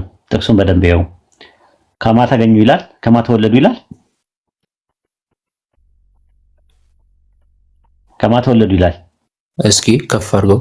ዮሐንስ ወንጌል ምዕራፍ 1 ቁጥር 12 ላይ ለተቀበሉት በስሙ ለሚያምኑ ለነሱ የእግዚአብሔር ልጆች ይባሉ ዘንድ ስልጣን ሰጣቸው። እነሱ ከስጋና ከእግዚአብሔር ተወለዱ ይላል። ስለዚህ ከእግዚአብሔር የተወለደ ሁሉ ከእግዚአብሔር ተገኘ ማለት ነው ኦንቶሎጂካሊ። አይ ይሄ በጸጋ ነው እያወራ ያለው። በጸጋ ነው ስንወለድ ገብቷል። አዎ አሁን ጥያቄ የሚነሳው አምላክ ከማርያም ካልተገኘ የባህሪ ልጇ ነው ወይ? ባህሪ ማለት ኦንቶሎጂካሊ ብላ ያዘው። ባህሪ ኦንቶሎጂ በእንግሊዝኛ ማለት ነው። ኦንቶሎጂካሊ ኦሪጂን ያደረገው አምላክ ከማን ነው?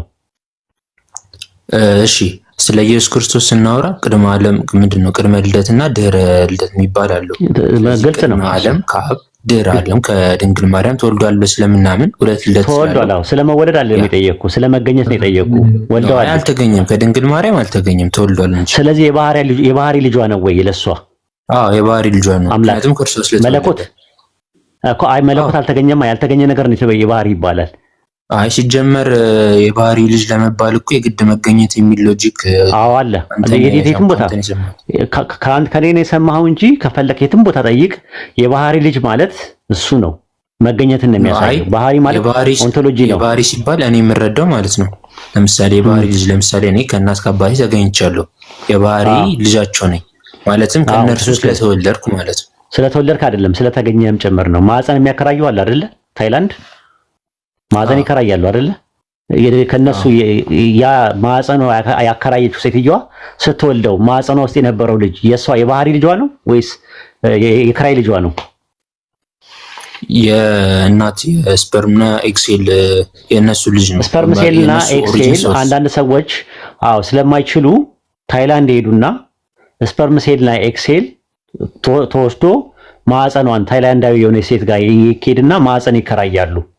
ልክ ልጁ 9 ወር ሲሞላው ሲወለድ ይዘውት ይመጡና የራሳቸው ልጅ ነው። ማዕፀን ብቻ ነው የተከራዩት። እዛው ጽንሱ ፕሮሰስ አድርጎ ስትወልደው ያቺ የወለደችዋ ሴትዮ ለልጁ የባህሪ እናት ናት ወይስ አይደለችም? አይ የእርሷ ምንም እንትን የለውም አይደል? ኤክሴል ስለዚህ መወለድ ጉዳይ አይደለም ጥያቄው። ስለዚህ አሁን አምላክ ከማርያም ተገኝቷል ወይስ አልተገኘም? አልተገኘም። የባህሪ ልጅ ነው ወይስ አይደለም? ተወልዷል፣ ግን የባህሪ ልጅ ነው። ከሷ የተገኘ ነገር አለ ከማርያም? ምክንያቱም ስጋውና ነፍሷ አነስቶ ነው የተወለደው። ኖ አምላክ ነው ያልኩ። አምላክ ተገኝቷል ወይ ነው ያልኩ። መለኮት አልተገኘም፣ ተወልዷል እንጂ አልተገኘም። ስለዚህ የባህሪ ልጅ አይደለም አምላክ ለማርያም ነው። አይ እኔ ደግሞ አርጊውመንት የመሰለ የባህሪ ልጅ ለመባል የግድ መገኘት ብቻ አይደለም። ለምሳሌ ከእርሷ ስጋና ነፍሷን ወስዶ ስለተወለደ ሰው ነው፣ ሰውነቱ ነው፣ የሱ ሰውነት የአምላክ ሰውነት ነው ማለት ያለበት። የአምላክ ሰውነት አምላክ የለበሰው ስጋ አምላክ ሰውነት ገንዘብ ያደረገው ከተዋህዶ በኋላ ከተዋህዶ በኋላ ነው። እሺ ጥሩ። ስጋና ደሙን ይሄ ሰው የሚባለውን ነገር ከሷ የወሰደው ከተፈጠረ በኋላ ነው ወይስ ከመፈጠሩ በፊት ነው የወሰደው? ማለት የተዋሃደው ከማርያም የተዋሃደው እሺ ከተዋሃደ በኋላ ነው የተፈጠረው ወይስ ከተፈጠረ በኋላ ነው የተዋሃደው? አይ ስጋውን ከምንድን ነው ከተፈጠረ በኋላ ነው። ኤናይፖስታሲስ አንድ ሳይሆን ገባኝ። እሺ ኦኬ ጥሩ። ስለዚህ አሁን ከተፈጠረ በኋላ ነው የተዋሃደው ወይስ ከተዋሃደ በኋላ ነው እንትን ያለው? የተፈጠረውን ስጋ ነው የተዋሃደው። የተፈጠረው ስጋ ነው። ጥሩ።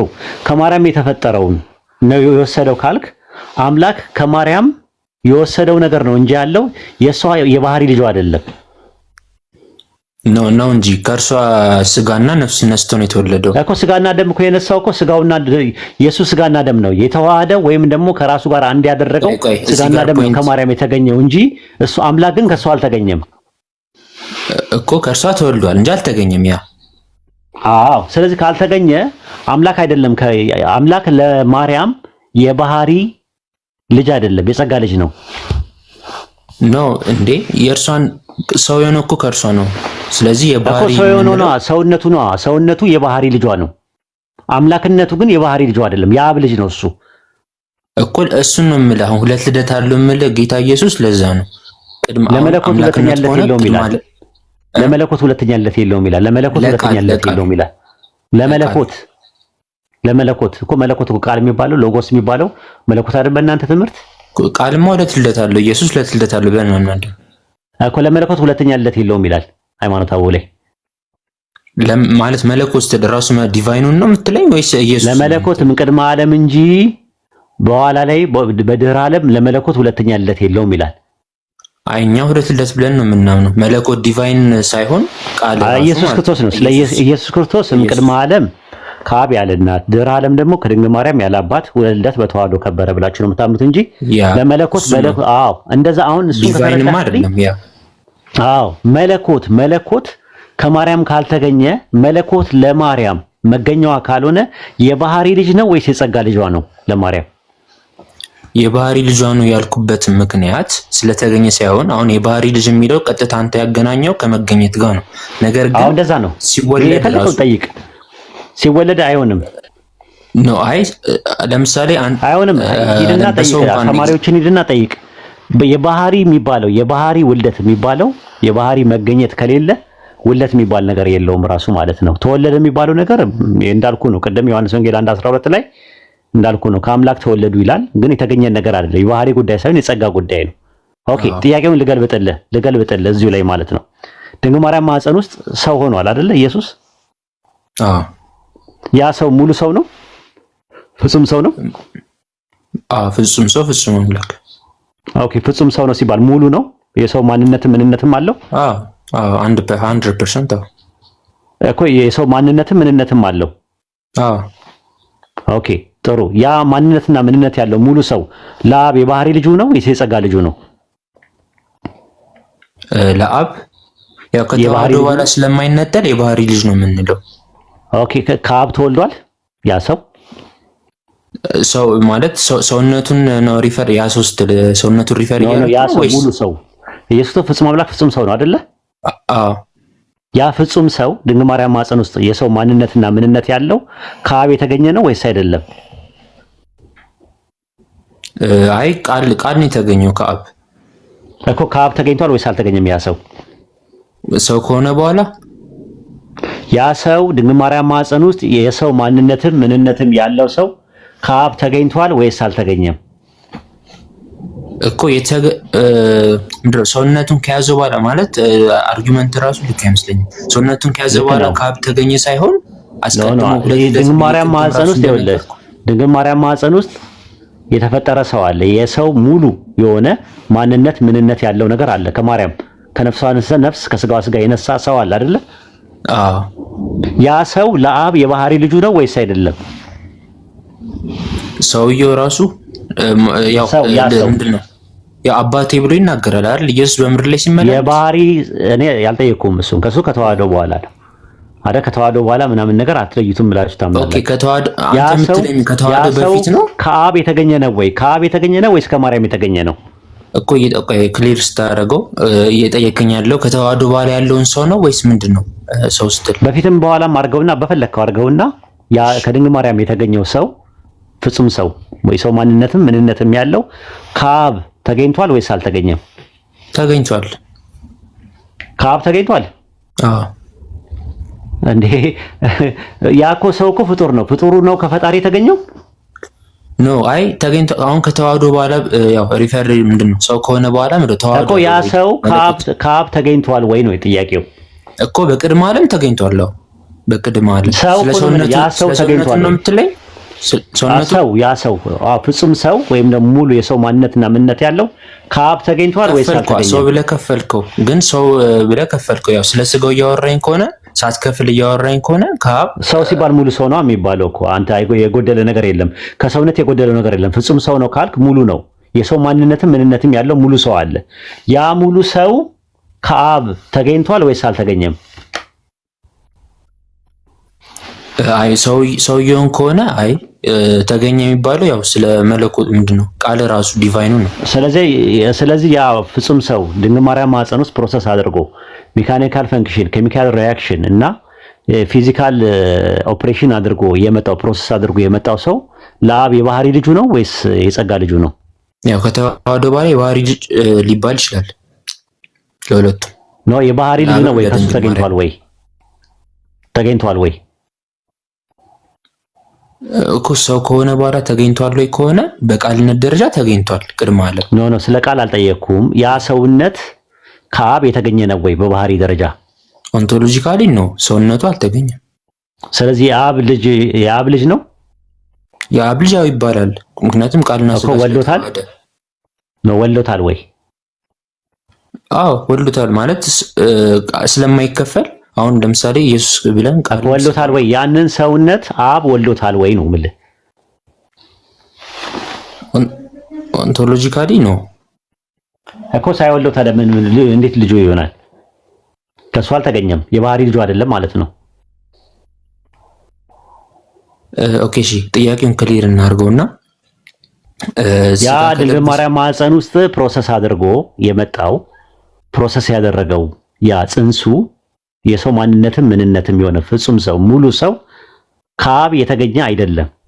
የአብም ልጅ አይደለም፣ አልወለደውም። ወልዶታል እኮ ስጋውን ብለህ ከፈልኳ። ነገር ግን ከተዋህዱ በኋላ ስጋ ብዬ አልከፈልኩትም፣ ሰው ብዬ ነው የከፈልኩት። እሺ ችግር የለም ሰውን ብትለው። እሺ መለኮት መጥቶ ስጋን ተዋህደ የሚል ነገር አለ? እስቲ በጣም ደጋገምኩ ይሄንን ነገር። መለኮት መጥቶ ስጋን ተዋህደ የሚል ጥቅስ ልትሰጠኛለህ? አንድ ትሰጠኛለህ ባይብል? አይ መለኮት አይ ቃል ስጋ ሆነ የሚለውን ነው የማሳየው። መታደ ተዋህዶ የሚባል ነገር የለም። ሆነና ተዋህደ እኮ ይለያያል። ነው አይ ጸጋና እውነት ተመልቶ በእኛ ማደረ ይላል። ሰው ሆነ አደረ ነው የሚለው በእኛ ነው ያደረው። በእኛ ነው ያደረው፣ በመካከላችን አደረ ይላል። ጸጋና እውነትን ተሞልቶ ሰው ከሆነ በኋላ ነው። ሰው ከሆነ በኋላ ጸጋና እውነትን ተሞላና በመካከላችን አደረ፣ ከኛ ጋር ሆነ ማለት ነው ትርጉሙ እንጂ ሌላ ነገር አይደለም። የጠየቁት ጥያቄ መለኮት ከስጋ ጋር ተዋሃደ የሚል ነገር የት አለ? የቱ ጋር ነው ያለው? እኮ ቃል ስጋ ሆነ አለና አላቆመም። ጸጋና እውነትን ተመልቶ በእኛ አደረ አለ እኮ። በእኛ አደረ ማለት ተዋሃደ እያደረገ ነው አይደለም። እንደዛ ይልማ። ቃል ስጋ ከሆነ በኋላ ነው። ቃልም ስጋ ሆነ ጸጋና እውነትን ስጋ ከሆነ በኋላ ጸጋና እውነትን ተሞልተዋል። መቼ ነው ጸጋና እውነትን የተሞላው? ያው ቃል ስጋ ስለሆነ ግን ቼንጅ አደረገ እያለ አይደለም። እኔ አላልኩም፣ ቼንጅ አላልኩም እኮ። ሆነ የሚለው ቃል ኤግኔቶ የሚለው ቃል ሆነ የሚለው ቃል ለስንት ነገር ይውላል በባይብል ማለት ለስንት ነገር ማለት ኤግኔቶ የሚለው ቃል ካይሆሎጎስ ኤግኔቶ ሳርክስ ይላል ዮሐንስ ወንጌል 1:14 ላይ ቃልም ስጋ ሆነ ይላል። ሆነ የሚለው ቃል በባይብል በስንት መልክ ይተረጎማል? ሆነ የሚለው ኤግኔቶ የሚለው ቃል ያው ሆነ ሊትራሊ ያው ብዙ አሉ ጥቅሶችን እንጂ ያው እና ስለዚህ ተዋሃደ የሚለውን ነገር የሚያመለክት ነገር አለ። ሆነ የሚለው ቃል ተዋሃደ፣ ለበሰ ወይም ደግሞ ጨመረ ምናምን በሚል የመጣበት እንትን አለ። ሆነ የሚል ቃል እኮ አይ እዚህ ስፔሲፊክ ጥቅሱ ላይ ነው። አሁን ቃል ስጋ ሆነ አለና እሱ ላይ እኮ የለም እኮ ቃል ስጋ ሆነ በሚለው ላይ ተዋሃደ የሚባል ነገር የለም። ስለዚህ መለኮት ከስጋ ጋር ከመዋሃዱ በፊት ነው፣ ከተዋሃደ በኋላ የሚባል ነገር የለም። ኮንሴፕቹዋል ፍሬምወርክ ስለሆነ ብቻ ነው ከአንተ ጋር ተስማምቼ እየተጠያየቅን ያለ ነው ማለት ነው። ያ ሰው ድንግል ማርያም ማዕፀን ውስጥ ያለው ሉቃስ ወንጌል ምዕራፍ 1 ቁጥር 31 ላይ እነሆ ትጸንሻለሽ ወንድ ልጅም ትወልጃለሽ አላት። ማርያም የወለደችው ወንድ ልጅ በስምንተኛው ቀን የተገረዘው በመንፈስ ቅዱስ አማካኝነት በእናንተ ትምህርት የተገረዘው በስምንተኛው ቀን የተገረዘው ያ ወንድ ልጅ ሙሉ ሰው ፍጹም ሰው የተባለው ሙሉ የሰው ማንነትና ምንነት ያለው ከአብ የተገኘ ነው ወይስ አይደለም? ኦኬ ሶ እሺ አሁን እዚህ ጋር ሰው ብለ አሁን ለምሳሌ ኢየሱስ ብዬ ነው የማወራ። ኢየሱስ ሲባል ደግሞ ቃልም አት ዘ ሴም ታይም ሰውነቱን አንድ ላይ የያዘውን አንድ አካል እዛው ሃይማኖታዊ ላይ ራሱ አይደለም እንደዛ አይደለም ነው እንደዛ ነው አይደለም። ምክንያቱም ለመሰለ ቃል ፍጡር ነው እንዴ? አይ ቃል ፈጣሪ ነው። ኢየሱስ የፍጡር ስም አይደለም? የፍጡር ስም አይደለም ነው እንጂ ኢየሱስ የሚለው ያሸዋ የሚባል የማስም ነው። ገባኝ። ግን የማስም ነው የፍጡር ስም አይደለም እንዴ? ያሸዋ የፍጡር ስም ማለት ያሸዋ ኢየሱስ የሚባል ስም ኢየሱስ የሚባሉ ሰዎች አልነበሩ? ኢየሱስ ክርስቶስ ነው የምታወራው ወይስ? የናዝሬቱ ኢየሱስ ከድንግል ማርያም ከመወለዱና ከማደጉ በፊት ከሱ በፊት የነበሩ እኮ ኢየሱስ የሚባል ስም የያዙ ብዙ ሰዎች ነበሩ አይደል እንዴ? ያ ሊኖሩ ይችላል። ስለዚህ ፍጡር ስም ነው እኮ ፍጡራን ሲጠቀሙበት የነበረ ስም ነው። እያወራን ያለነው ስፔሲፊክሊ ስለ ኢየሱስ ክርስቶስ ነው እኮ። ኢየሱስ የሚለውን ስም ያገኘው እኮ የፍጡር ስም ነው የያዘው ነው የምልህ እኮ። አይ ስለነሱ ሌሎቹ አይደለም ስለሱ ነው እኮ። የፍጡር ስም ነው እኮ የምልህ የፍጡር ስም ነው ራሱ። ስለዚህ የፍጡር ስም ለፈጣሪ ስም መሆን አይችልም ማለት የፍጡር ስምና የፍጡር ማዕረግ ስም ለፈጣሪ ስም መሆን አይችልም። ማን ነው እሱን? እሺ ኢየሱስ የሚለውን ስም የያዘ ሰው ነገር ይልስ። ለምሳሌ ኢያሱ የሚባል ሰው ታውቃለህ? ኢያሱ ያው በግዕዝ ማን ይባላል? ኢያሱ ትክክለኛ ስሙ እንጃ። ኢየሱስ ነው አይደል እንዴ ስሙ? እሺ መጽሐፈ ኢያሱ በግዕዝ ምን ይባላል? ያው መጽሐፈ ኢያሱ ነው ያው አይደል? ኦሪት ዘኢየሱስ ይባላል። ላውጣልህ? ኦኬ እሺ ቢሆንስ ላውጣልህ? ኢያሱ አንዳንድ ላይ እኮ። ስለዚህ ኢየሱስ የሚባል ሰዎች ነበሩ፣ የፍጡር ስም ነው ያ። ግን እሺ አምላክ ከተወለደ በኋላ ስሙን ያዘው ኢየሱስ ክርስቶስ። አምላክ አልተወለደም። አምላክ ተወለደም የሚል ባይብል ላይ ጥቅስ የለም። አታገኝም። ተወሱን እሱን ተወና ግን ኢየሱስ የሚለው ስም አይ አሁን ምንድነው ቃል ምናምን ሳይሆን ያው መጽሐፍ ቅዱስም እንደሚለው ቃል ይገድላል፣ መንፈስ ያድናል፣ ትርጓሜ ያድናል። ችግር የለውም እሱ ችግር የለውም። ስለዚህ ቃል ውስጥ ግን በባይብል ውስጥ ኢየሱስ እና ክርስቶስ የሚባሉ የፍጡር እንትኖች ናቸው። ፍጡራኖች ሲጠቀሙበት የነበረ ስም ነው።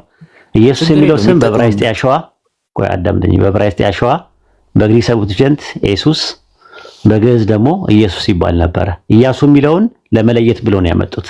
ኢያሱ አማርኛ ላይ ኢያሱ ብሎ ያስቀመጡት። የነዌ ልጅ ኢየሱስ ነው የሚለው። ኢየሱስ ዘወልደ ነቢይ ይለዋል ግዕዙ። ኢያሱ አንዳንድ ላይ ስትመለከተው ኦሪት ዘኢየሱስ የሚባለው ማለት። ስለዚህ ወደ 5 6 7 ሰዎች ኢየሱስ የሚባሉ ሰዎች ነበሩ። ይሄ ስሙ የፍጡር ስም ነው። መልአኩ ሉቃስ ወንጌል ምዕራፍ 1 ቁጥር 31 እና 32 ላይ እነሆ ትጸንሻለሽ ወንድ ልጅም ትወልጃለሽ ስሙን ኢየሱስ ትያለሽ ሲላት ኢየሱስ የሚለውን ስም የፍጡርን ስም ነው የተጠቀመው መልአኩ። ኢየሱስ ደግሞ ምንድነው? ክርስቶስ ነው። ኢየሱስ ብለን ነው የምታምነው። ክርስቶስ ማለት ምን ማለት ነው? ያ መሲህ የተቀባ ማለት ነው። የተቀባ ማለት ነው።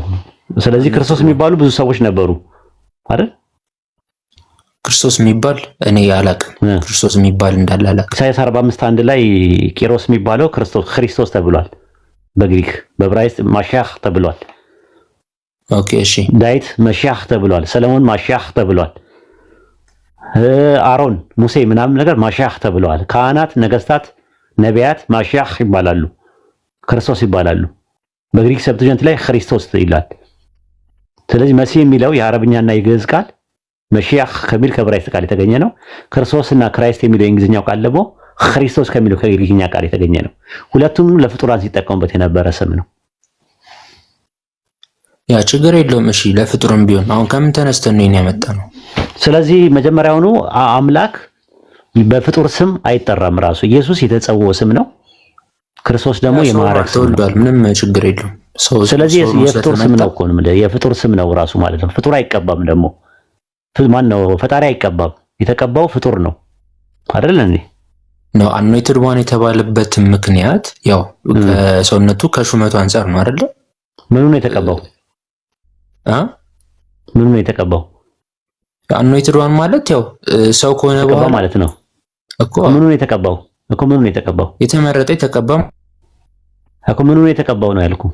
ህዝበ እስራኤልን ይሰበስብ ዘንድ እኮ። ምኑ ነው የተቀባው ነው ያልኩ? ምኑ ስትል አልገባኝም። ምኑ መንፈሱ፣ ነፍሱ፣ ስጋው የትኛው ነው የተቀባው? አይ እንደዛ የሚል የለም። ጀስት አኖይትድ ዋን ነው አለ ትርጉሙ አለው። ግን አለ እንሰጣለሁ። ምኑ ነው የተቀባው? ምኑ ስትል እኔ እንጃ። ምን የተቀባው ምኑ ነው እኮ ስትል ምኑ ነው የተቀባው? የኢየሱስ መንፈሱ ነው፣ ነፍሱ ነው፣ ስጋው ነው የተቀባው ነው ወይስ ሁሉም ነገሩ ነው የተቀባው? ያው እሱ ራሱን ነው የሚለው እንግዲህ እንደዚህ እንደከፋፈለ ካለ አይሆን። ኦኬ። ስለዚህ አምላክ የናዝሬቱ ኢየሱስን በመንፈስ ቅዱስና በኃይል ቀባው ነው የሚለው። የቀባው ግን ዳንኤል 9:24 ላይ አመፃ ይጨርስ ኃጢአትን ያስተሰርይ ቅዱሳን ቅዱሳን ይቀባ ዘንድ በሕዝብና በከተማይቱ ላይ 70 ሱባዔ ተቆጥሯልና ይላል አይደል? በእናንተ መጽሐፍ ቅዱሳን ቅዱሳን የተባለው ምኑ ነው የሚቀባው ምኑ ነው? ቅዱሳን ቅዱሳን አለ አይደለ? ብሉይ ኪዳን ላይ ያለው ቴምፕል 3 ስቴጆች አሉት አይደል? አደባባይ፣ ቅድስና፣ ቅዱሳን ቅዱሳን ይባላሉ አይደል? አደባባዩ በአካል ነው። ቅድስቱ ደግሞ ነፍስ ነው። ቅዱሳን ቅዱሳኑ መንፈስ ነው። ስለዚህ ኢየሱስ የተቀባው የትኛው ነው? መንፈሱ ነው የተቀባው። ስለዚህ መንፈሱ ከተቀባ እንዴት ነው አምላክ የሚሆነው ራሱ ማለት ነው? እና ምክንያቱም ከባድ ነገር ነው። ኤኒዌይ የተነሳንበት ነጥብ ምንድነው? አንደኛ አምላክ ሰው ነው የሚል ነገር የለም ባይብል ላይ። አምላክ ተወለደ የሚል ነገር ትምህርት የለም። ካለ ጥቅስ ጠቅሰህ ይሄ ጥቅስ ብለህ ማምጣት ትችላለህ ከፈለክ። ኦኬ። ምን አምላክ ተወለደ የሚል ሊትራል ነው ወይስ ሐሳቡን ምንድነው? ሐሳቡን ካለ ከፈለክ አምጣ፣ ጥቅስ አምጣና አምላክ ተወለደ። ያው ከዮሐንስ 1 መጀመር እንችላለን እኮ። አምላክ ተወለደ የሚል ነገር ነው የፈለኩት አለ። ያው ኢሳይያስ ላይም አለ አይደል? ምን ላይ ቻልሽ ወንድ ልጅ እርሱም የዘላለም አባት የሰላም አለቃ ተብሎ ይጠራል። ማን ነው እንደ ሕፃኑ ሕፃን ተወልዶናል ሲል የትኛው ነው ሕፃን የተወለደው? ስለ ኢየሱስ ነው የሚያወራው። ኢሳይያስ 8:3 ላይ ነብይቱ ወለደችው ይላል። ዛና ኢሳይያስ ደግሞ ሲያወራው ነበር ሕፃኑ ከድንግል የተወለደው እሱ ነው ፍጻሜው። ኦኬ። እዛ በኢሳይያስ ዘመን የተወለደው ሕፃን ምንድን ነው? ምን ለሱ ተነግሯል ነው? እኔ ስለሱ አላውቅም እኮ። እሱ ነው ኢሳይያስ 9:6 ላይ ያለው እሱ ድርብ ትንቢት ነው። ግን ኢሳይያስ 9:6 ላይ የተወለደው ሕፃን ማን ነው? በወቅቱ የተወለደው ሕፃን ነብይቱ የወለደችው ሕፃን ማን ነው? ማን ነው እኮ? እሱን ነው እኮ የምጠይቀው። እየጠየቅኩ ማን ነው ትለኛለህ እንዴ? አይ እኔ እንጃ አላውቀውም እኮ። እሱን ነው የምላላቀው ነው። ኢሳይያስ 8 ላይ በወቅቱ የተወለደ ሕፃን ልጅ አለ። ያሱ የሚባል ማን ነው? አካዝ የሚባል ሰው አለ። ሚስቱ ነብይት ነበረች፣ ወለደችው በዛን ሰዓት። ምልክት የተሰጠውም እንደዛ ነው። ራሱ ሁለቱ መተው ሶሪያና ማን ነው ራሱን ተባብረው የይሁዳን ለመውጋት በመጡበት ሰዓት ጌታ ራሱ ምልክት ሰጣቸዋል አለ። እነሆ ልጃገረድ ወይም ወጣት ሴት ጸንሳለች፣ ወንድ ልጅም ትወልዳለች፣ ስሙንም አማኑኤል ብላ ትጠራዋለች አለ። ሕፃኑም መልካሙን ለመምረጥ ክፉን ለመጥላት ሳያውቅ የፈራቸውን የሁለቱን ሀገር ነገሥታት ባድማ ይሆናሉና ብሎ ምልክት ተሰጠ። ከዛ ኢሳይያስ 8:3 ላይ ነብይቱ የአካዝ ሚስት ወለደችው፣ ሕፃኑን ወለደችው። ሕፃኑም እናትና አባቱን ሳያውቅ ይላል የፈራቸውን የሁለቱን ነገሥታት ነገር ባድማ ያደርጋልና አለ። ከዛ 8 ላይ የአሦር ንጉሥ ይመጣል እያጥለቀለቀም ይሄዳል ወደ ይሁዳም ይገባል አለ። አማኑኤል ሆይ የክንፉ መዘርጋት የሀገርን ስፋት ይሞላልና ብሎ ኢሳይያስ ፊት ለፊት ሲያናገረው ያንን ሕፃን ልጅ ሲያናገረው ታያል። ከዛ በኋላ ነው ምዕራፍ 9 ቁጥር 6 ላይ ደግሞ ሕፃን ተወልዶልናል ወንድ ልጅም ተሰጥቶናል፣ አለቅነትን በጫንቃ ላይ ነው፣ ስሙም ድንቅ መካር፣ ኃያል አምላክ፣ የዘላለም አባት፣ የሰላም አለቃ ተብሎ ይጠራል። የሕፃኑ ስም ነው። ኤልጌቦርና አብያድ የሚባለው የሕፃኑ ስም ነው። አምላክ ስለመወለዱ አይደለም የሚያመለክተው። የዘላለም ማን ነው? ኃያል አምላክ የሚለውን ለአምላክነቱ ከተጠቀምክ የዘላለም አብ ይለዋል፣ እዛው ላይ አብያድ ይለዋል። ግን አብ አይደለም ወልድ ብትመለከተው። ስለዚህ እዛ ጋር የማዕረግ ስም ነው። ሊትራል በፋንክሽናል ሳይሆን አባት ተባለበት ምክንያት ፋንክሽናሊ ሳይሆን ስለ እስቂያስ ነው የሚያወራው። ንጉሱ እስቂያስ ነው የተወለደው በወቅቱ። ስለዚህ አምላክ ነው እሱ ክርስቶስ ነው ያልኩ ገባኝ። ግን ታዲያ በወቅቱ የተወለደው ሕፃን ኃያል አምላክ የዘላለም አባት የሚለው የኦንቶሎጂካሊ ነው ወይስ ፈንክሽናል ተርሞ ነው የገባው? አይ ሲጀምር ለሱ ነው የሚለው። ማን ያለው? እኔ ዛሬ ካንተን ይሰማ ለሕፃኑ ነው እዛ ጋር ተወለደ የለ እንዴ እኮ ተወለደ። ሕፃን ተወልዷል ወንድ ልጅም ሕፃን ተወልዶልናል ወንድ ልጅም ተሰጥቶናል አይልም እኮ። ማን ነው ለሱ ነው ያለው? ለዛ ሕፃን ነው ያለው። አውዱም የአይሁዳኖች ኮሜንታሪ ሙሉ ለሙሉ እኔ እንጃ። እሺ ስለዚህ ለኢየሱስ ነው። አንተ ለኢየሱስ ነው ኢሳይያስ 9:6 ላይ ያለው ማስረጃ አለ አዲስ ኪዳን? አይ ለሱ እንደሆነ አውቃለሁ በትምህርት ከአዲስ ኪዳን ሜቢ ያለች ደረጃ ማለት ነው። በጣም ጨዋ ይብቃ አይደለ? ይብቃን መሸኔ ጋር ያለው ፎሎ አድርገኝና እስቲ ኢንሻአላህ ሌላ ቀንም እናወራለን፣ በትሪቲ ዙሪያ እናወራለን ማለት ነውና ይሄን ይመስላል የነበረው ነገር። እናመሰግናለን። እሺ ዩቲ ናት እኮ አሁን እኮ ቆስቁሳ ከልጆች ጋር ገናኝታ ያስመሸችኝ። እሺ ዞብል ናግባና ሰላም ብለንና እንውጣ።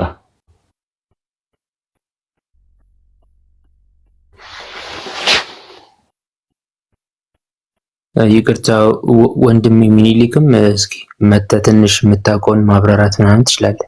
አይ እሱ እንትን ነው እቺ የጠየቀውን ጥያቄ ብቻ ልመልስለት እንጂ እንትን ነው ልጁ ትንሽ እንትን ነው ለመረዳት ስኮፑን እያጠበበ ስለሚያወራ ትንሽ ይከብዳል ለማውራት። ሚኒሊክ ምንድነው ጥያቄ? ሰላም ነው ወይድ እንዴት ነህ? ሁሉ ሰላም ቀዶሽ ሰላም ነው? ጌታ ይባረክ እግዚአብሔር ይመስገን። ሚኒሊክ ይቀጥል። ዞብልን አስገቡት። መንፈሱን የሚል ነገር ስትናገር ሰምቼ ነበርና ማስረጃ። ኦኬ ጥሩ። የሰው የማ ቤተ መቅደስ ነው? ማስረጃ ስጠን። መንፈሱ ተቀበለ። አንተ ችግርህ ሰው ሊያስረዳ ሲሞክር በቃ የማስረጃ እንትን ምናምን ትለዛው ላይ እንትን የምትለው ነገር አለ። ሰው የአምላክ ቤተ መቅደስ ነው አይደለ? እሱ ሌላ ጉዳይ ነው። መንፈሱ ተቀባይ እኮ ለነገር እኮ ነው ቅድስት ቆይ አልሰሰታለሁ። ግን መጀመሪያ ተረዳ። መጀመሪያ ቤተ መቅደስ 3 ክፍል አለው። አደባባይ፣ ቅድስና፣ ቅድስተ ቅዱሳን አይደለ እንዴ?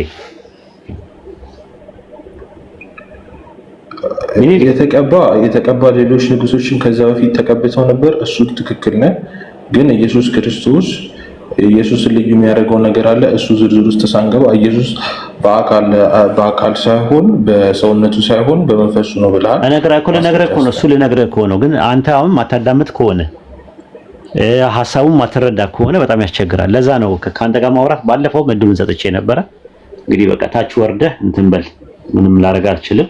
ጥቅሱላ አለው ራሱ ጥቅሱላ ልሰጥውላ እችል ነበረ። ግን ምንድነው እያደረገ ምንም አይደለም። ምንም አልሰጥም። ምክንያቱም መረዳት እንትን አለ እሺ ታዳምጥ ከሆነ ይኸውልህ አውጥቼ ካሳየው በኋላ አውጥቼ ካሳየው በኋላ ዳንኤል 9:24 ላይ አውጣው ቶሎ በለሽ 9:24 እሺ ገብቼ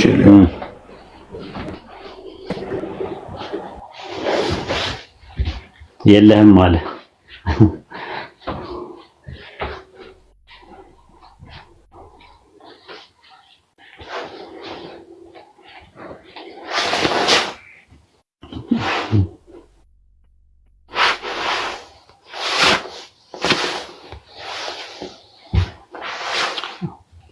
ጥቅሱን አንብበውና ወደ እኔ ተመለስ።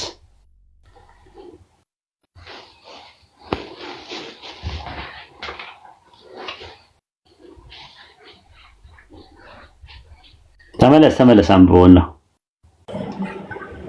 ተመልሻለሁ።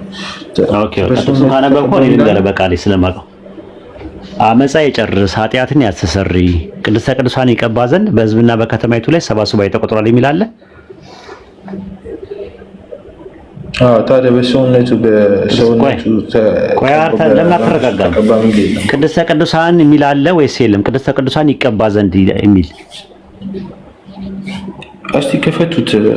አሲያ ወይ ዩቲ መክፈት ነው። በጣም ጥቅስ ሲጠቀስልህ አንብበና ናና እኔ በቃሌ እየነገርኩ ነው ያለሁት።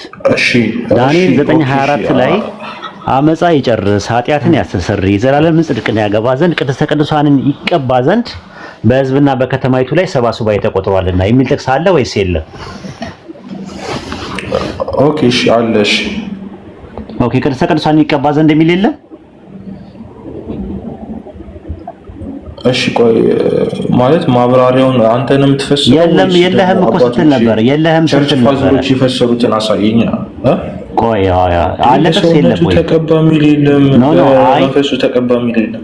ቆይ ጥቅሱ አለ የለም እንደዛ የሚል ቅድም የለህም ስትለኝ ነበረ።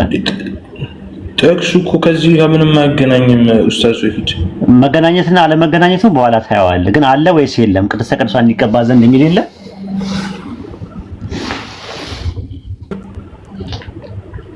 የሚል አለ ወይስ የለም? ቅባት ነው የሚለው ቅድስተ ቅዱሳን ይቀባ ዘንድ የሚል አለ ወይስ ለመቀባት ቅድስተ ቅዱሳን ይላል። ግን አንተ እንዳልከው ወርድ አይደለም ቃሉ በስትክክል ይቀባ ዘንድ ቅድስተ ቅዱሳኑ ይቀባ ዘንድ የሚል አለ ወይስ የለም? እሱን ይቀባ ዘንድ ለመቀባት ነው የሚለው። ለመቀባት ነው የሚለው። ለመቀባት አይደለም የሚለው። እስቲ አንብበው ይኸው እኔ እያነበብኩት ነው። አመፃ ይጨርስ ኃጢአትን ያስተሰሪ ዘላለም ጽድቅ እኮ እያነበብኩልህ እኮ ነው እኮ ወይ ትንሽ ጠብቀኛለህ። አልጠብቅህም። ለአንተ ራሱ ጊዜ መስጠት የራሱ በጣም ነው የሚገርመው ራሱ ማለት ነው። እንዳንተ አይነቱ ጋር መደናቆር ያላነበበ ሰው ጋር ማውራት በጣም ከባድ ነው ራሱ ማለት ነው። እና ጥቅሱን አወጣልሃለሁ። ቆይ ላውጣላችሁ በእንትን ላይ ማለት ነው። እሺ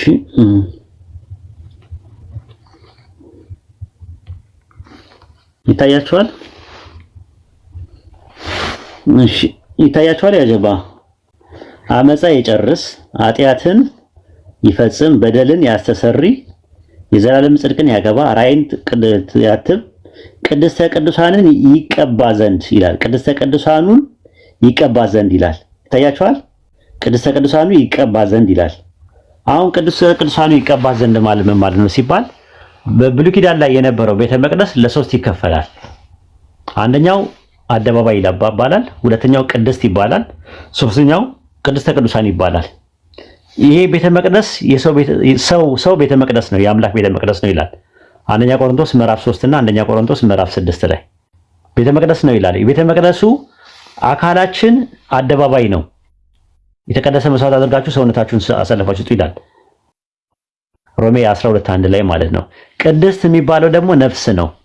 ቅድስተ ቅዱሳን የሚባለው ደግሞ መንፈስ ነው። ስለዚህ ቅድስተ ቅዱሳን ይቀባ ዘንድ ማለት የሚቀባው የኢየሱስ ቅድስተ ቅዱሳኑ ነው የሚቀባው ወይም ደግሞ መንፈሱ ነው የሚቀባው የተባለበት ከዛ አንፃር ነው። ጥቅስ የለም ማለት ልጁ እና እኔ ብዙ ጊዜ ትንሽ ስኮፑ በጣም የጠበበ ስለሆነ ለማውራት ከዚህ ጋር በጣም እንትን ነው። ወረደ እንዴ? ኦኬ ያ ጀማ መልካም አዳር ይሁንላችሁ። ዩቲ ያለሽ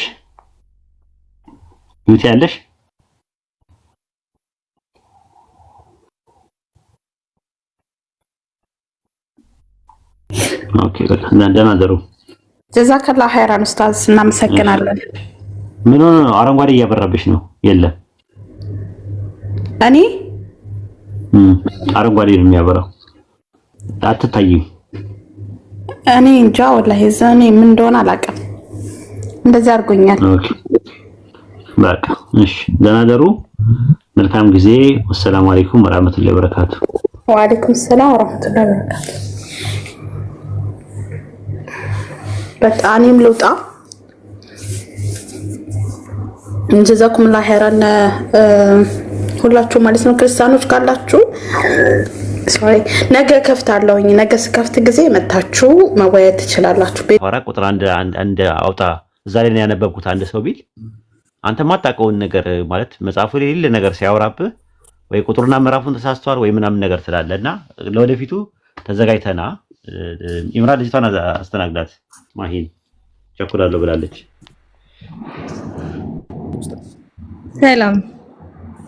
ሰላም ብያለሁ። እሺ አንድ ጥያቄ ብቻ ነው ያለኝ። ምንድነው ሱራ አልሐቃ ትክክል ላልሆን ይችላል፣ ይቅርታ። እሺ አጠራሩ ከ69 ሱራ አልሐቃ 69 ከ44 እስከ 46 መሰለኝ፣ እርግጠኛ አይደለሁም።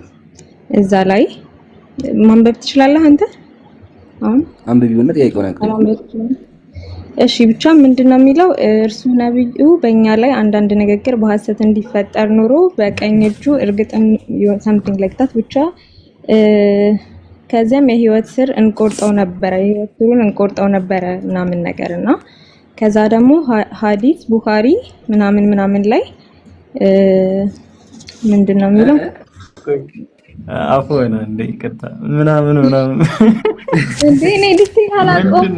አንድ ነገር ግራ ስለገባኝ ነው የመጣሁት። እንዴ አታስተናግዱም ነው? እኔ እኮ ልከራከር አይደለም የመጣሁት። እውነት አረኛ ምናምን ስትይ ነው ምንድነው ምናምን ያው ታውቁታላችሁ እናንተ ብዬ ነው። እኔ ከነሳሁት እናንተ ታውቁታላችሁ ብዬ ነው።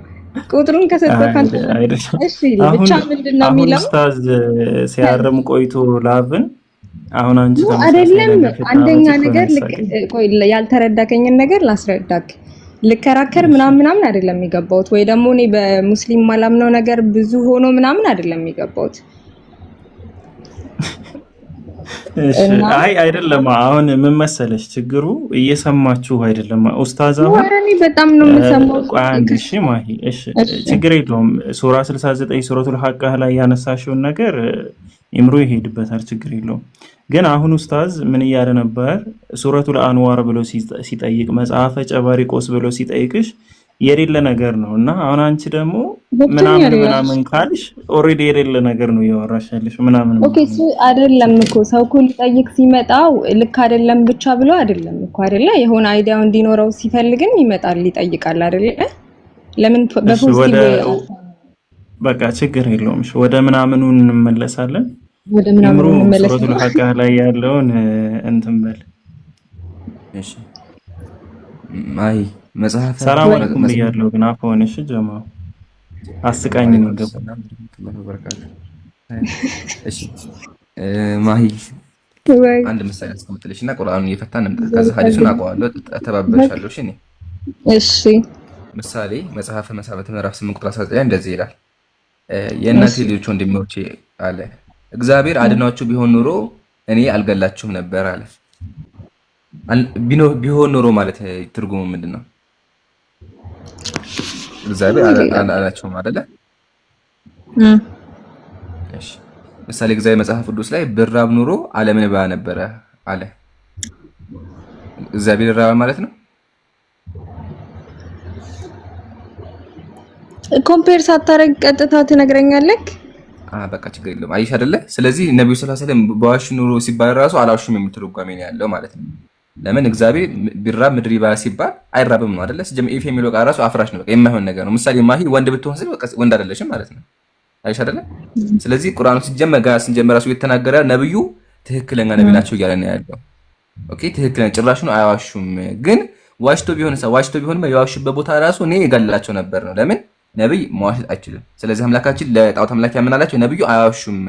ግን እንደው ቢዋሹ እንኳን እኔ ራሱ ቀድማቸው ነበር ብሎ ተናገረ። ኢፍ የሚለው ቃል ራሱ ትርጉሙ ምንድን ነው? የማይሆን ነገር እንደሆነ ነው። ምሳሌ እግዚአብሔር ቅድም እንደገለጸው ገላችሁ ነበር አለ። እግዚአብሔር አድኗችሁ ቢሆን እኔ አልገላችሁ ነበር። ስለዚህ እግዚአብሔር አስገድሏቸዋል ነው ፖይንቱ። እግዚአብሔር ጨፍጨፏቸዋል ነው። እንዲሁም እግዚአብሔር ብራብ ምድርን አልበላም አለ፣ እበላ ነበር አለ። ውጭም ሳይራብም ነው።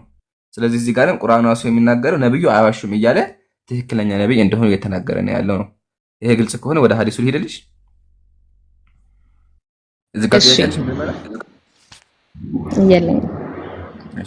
ይሄ ግልጽ ከሆነ ሐዲሱ ምንድነው የሚለው? ነብዩ ሰለላሁ ዐለይሂ ወሰለም ታመው ነበርና ያው ከመሞታቸው በፊት መርዝ በልተው ነበረ እና ሲሞቱ ምን አሉ ነብዩ ሰለላሁ ዐለይሂ ወሰለም? የደም ስሬ እንደተቆረጠ ይሰማኛል አሉ ነው አይደለ? ሐዲሱ ይሄ ነው። ቀለል አድርገን ላስቀምጥልሽ። ቁርአኑ ምንድን ነበር ያለው? ቁርአኑን ለምብብልሽ ቃል በቃል እናንብበውና ከዛ እየፈተነው እንምጣ። እሺ በእኛ ላይ ከፊልን ቃል ያላለውን በቀጠፈ ኑሮ በኃይል በያዝነው ነበረ። ከዚያም ከእርሱ የልቡን ስር የተንጠለጠለበትን በቆረጥነው ነበር አለ። ስለዚህ ነብዩ ካሹ አላህ ምን ያደርጋቸዋል?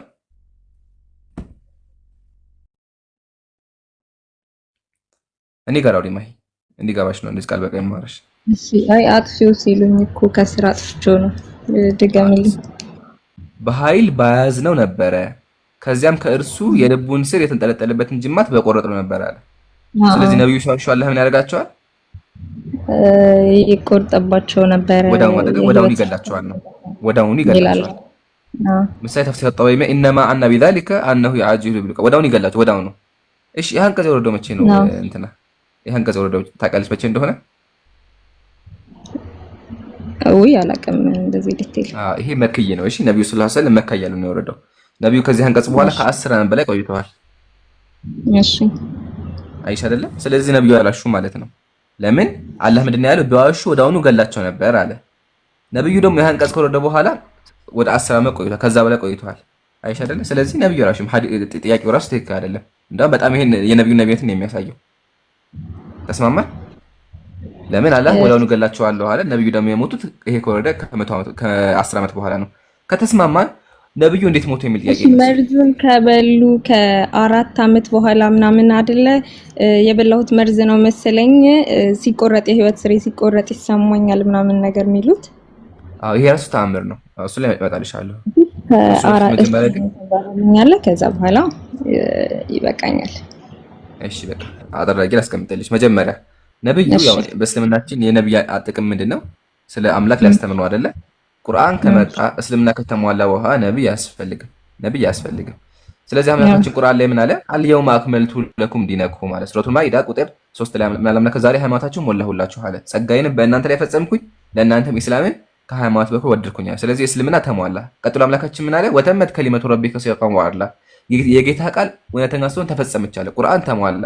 እንዲሁም አምላካችን ብዙ ቦታዎች ላይ ቁርአን እንደተሟላ ተናገረ። ስለዚህ ቁርአን ከተሟላ ነብዩ አያስፈልጉም። የነብይ ዓላማ ስለ እስልምና መስበክ ነው። ስለ እስልምና ከተሰበከ ሰዎች ወደ እስልምና ከመጡ በኋላ ነብይ አያስፈልግም። ለዛ ነው አምላካችን ቁርአን ላይ ምን አለ? ሰዎች ጭፍራ እየሆኑ በአላህ ሃይማኖት ውስጥ ሲገቡ አላህን አመስግን አላቸው። በቃ ሰዎች ወደ እስልምና መግባት ጀመሩ። እስልምና ተሟላ። ስለዚህ ነብይ አያስፈልግም። ስለዚህ አምላካችን ያደረገ ለነብያችን ምርጫ ቀረበላቸው። ስለዚህ ነብዩ ሰለላሁ ዐለይሂ ወሰለም ሐዲስ ላይ ምን አሉ? ኢነላህ ኸየረ ዐብደን በይነ አን ዩቲሁ ሚን ዝህረቲ ዱንያ አው ማ ዒንደሁ ፈኽተረ አልዐብዱ ማ ዒንደሁ። ነብያችን ምን አሉ? አላህ ለአንድ ባሪያ ምርጫ ቀረበ፣ የዚህን ዓለም ወይም ቀጣዩን ዓለም ብሎ ምርጫ ቀረበ አሉ። ነብዩ ደግሞ ቀጣዩን ዓለም መረጡ። ስለዚህ ነብዩ ሰለላሁ ዐለይሂ ወሰለም አላህ ምርጫ ቀርቦላቸው በምርጫቸው ወደ ቀጣዩ ዓለም ሂደዋል። እስልምናም ተሟልቷል። ስለዚህ ጥያቄው ራሱ ትክክል አይደለም። አላህ ወዳውኑ ገላቸዋለሁ ነበር ያለው፣ ግን ከዛ በኋላ ነብዩ ሰለላሁ ዐለይሂ ወሰለም ብዙ ዓመት ቆይቷል። ከሱም አልፎ ደግሞ እስልምና ተሟልቷል። ስለዚህ እንዳልሹ ከዚህ እንገነዘባ። ይሄ ራሱ ትልቅ ተአምር ነው። ይሄን ካየን ነብዩ ሞት ላይ እንምጣ። ነብዩ ከመሞታቸው አስቀድሞ አንድ የተፈጠረ ነገር ነበረ። እሱ ምንድነው? በገዝዋ ላይ በዘመቻ ላይ ያሉ አንዲት አይሁዳዊ ሴት የተመረዘ ፍየል ይዛ መጣችና አበላቻቸው እና ሲበሉ ሰሃቦች ሞቱ፣ ነብዩ ግን አልሞቱም። ማሂ መርዝ እንዴት ነው ሰውን የሚገድለው?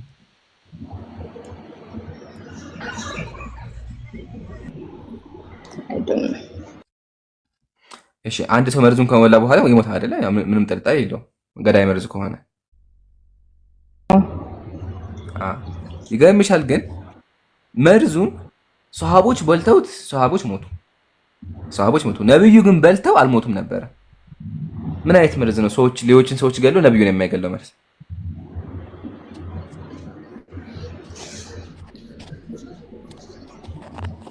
እሺ ይገርማል። ሽጉጥ መሳየት ሽጉጥ ተተክሶ ሁሉም ሰዎች በሽጉጡ ሙተው አንድ ሰው ካልሞተ ምንድን ነው ይሄ? ምን ታያለሽ ማሂ? አንድ ግቢ ውስጥ 30 ሰዎች አሉ። ከ30 ሰዎች ውስጥ 28ቱ በሽጉጥ ሞቱ፣ ሁለቱ ተረፉ ተተኩሶባቸው ግንባራቸውን ተብለው። ኦኬ ቴንክ ዩ ተመልሱልኛል። እሱን ያልኩሽ ነብዩ ሰለላሁ ዐለይሂ ወሰለም መርዙን በልተው 3 ዓመት ቆይተዋል ምንም ሳይሆኑ ማለት ነው። ለዛ ነው ሊቃውንቶች ምን ይላሉ? ወሄ ሙዕጂዘቱን ዛሂራ ግልጽ የሆነ ተአምር ነው አሉ። ሐይቱ ለም ዩአሲር ሱሙ ዐለይሂ መርዝ አልጎዳቸውም። ለምን አልጎዳቸውም? አምላካችን ቃል አስቀድሞ ምን አለ?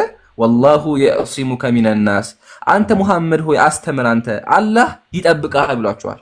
ስለዚህ አላህ ይጠብቃቸዋል፣ ሰዎች ሊገሏቸው አይችሉም። ስለዚህ አይሁዳዊት ሴት ራሱ ልትገላቸው አልቻለችም። ሰሃቦች ሞቱ፣ ነብዩ ግን አልሞቱም። ከዛ በኋላ 3 ዓመት 4 ዓመት ቆይተዋል። እሺ አነስም ያሲሉ ቢዛቲሂ ኢላ ቢኢዝኒ ረቢ በአምላክ ፍቃድ ቢሆን እንጂ መርዙ እሳቸው ላይ ጉዳት አልነበረውም። ለምን እስልምና አልተሟላም፣ የዛ ሰዓት እስልምና አልተሟላም ነበር። ስለዚህ ነብዩ ሰለላሁ ዐለይሂ ወሰለም መርዙን በልተው እንኳን አልሞተም። ከሱም አልፎ ነብያችን ምን አሉ? አስቀድሞ እነ ሻተ ይخبرني بانه مسموم او كما قال ይሄ ፍየሉ ስጋው ራሱ እንደተመረዘ ይነግረኛል አሉ። እሺ አምላካችን አስቀድሞ አሳውቃቸው ከቀመሱ በኋላ ግን ቀምሰው ተራሱ በልተው ተራሱ አልሞቱም። ኦኬ ወዳውኑ ሰዎች ቀምሰውት እንኳን ሞተዋል፣ ነብዩ ግን አልሞቱም። ታዲያ ነብዩ እንዴት ሞቱ ካልን የራስና አጋጠማቸው ወይም ደግሞ ይሄ በእኛ እንትን ፍሉ የምንለው ነገር አጋጠማቸው። ፍሉ ይባላል በእንትኑ በኢትዮጵያ ደግሞ ምንድነው ይባል ራስ ምታት መሰለኝ አይደለ? አመማቸው። ህመሙ ምንድነው? በጣም ራሳቸውን አመማቸው። ከታመሙ በኋላ ቀጥሎ ምን አሉ? ያ አስቀድሞ የበሉት መርዝ ኢፌክቱ መታየት ጀመረ። አስቀድሞ ከ3 ዓመት በፊት ያልገደላቸው መርዙ ኢፌክቱ እሳቸው ላይ መጣ። ስለዚህ ዋናው ህመም ራስ ምታት ነበረ። ከሱም አልፎ ደግሞ ምን ተፈጠረባቸው?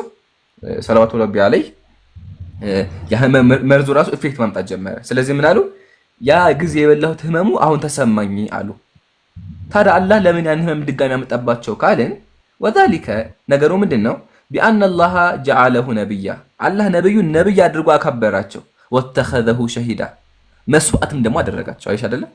ስለዚህ አላህ ነብዩ ምን አደረጋቸው? ክብራቸውን ጨመረላቸው። ነብዩ ሸሂድ ይባላሉ። ነብዩ ሰለላሁ ዐለይሂ ወሰለም መስዋዕት የሆኑት ነብይ ይባላሉ። መስዋዕት ሆኗል በዲን ላይ ነብዩ ሰለላሁ ዐለይሂ ወሰለም ስለ ዲን ሲዋጉ ሰዎችን ከጥመት ሲያወጡ መስዋዕት ሆኗል። ስለዚህ ነብዩ አምላካችን እስልምና ከተሟላ ከ3 ዓመት በኋላ ህመሙ ሲነሳባቸው ያ የመርዙ ራሱ ኢፌክቱ መጣባቸው ማለት ነውና ይሄ ራሱ ግልጽ የሆነ ተአምር ነው።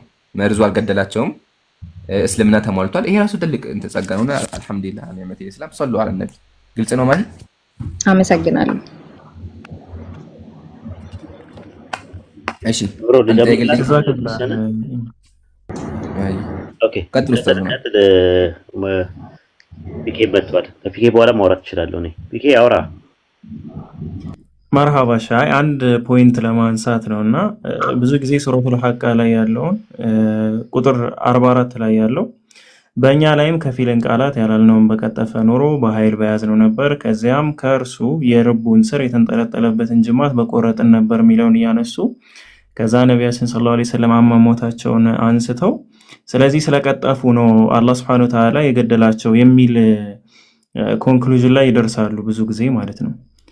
ይህ ማለት አላህ Subhanahu Wa Ta'ala እውነተኛ አምላክ ነው ማለት ነው።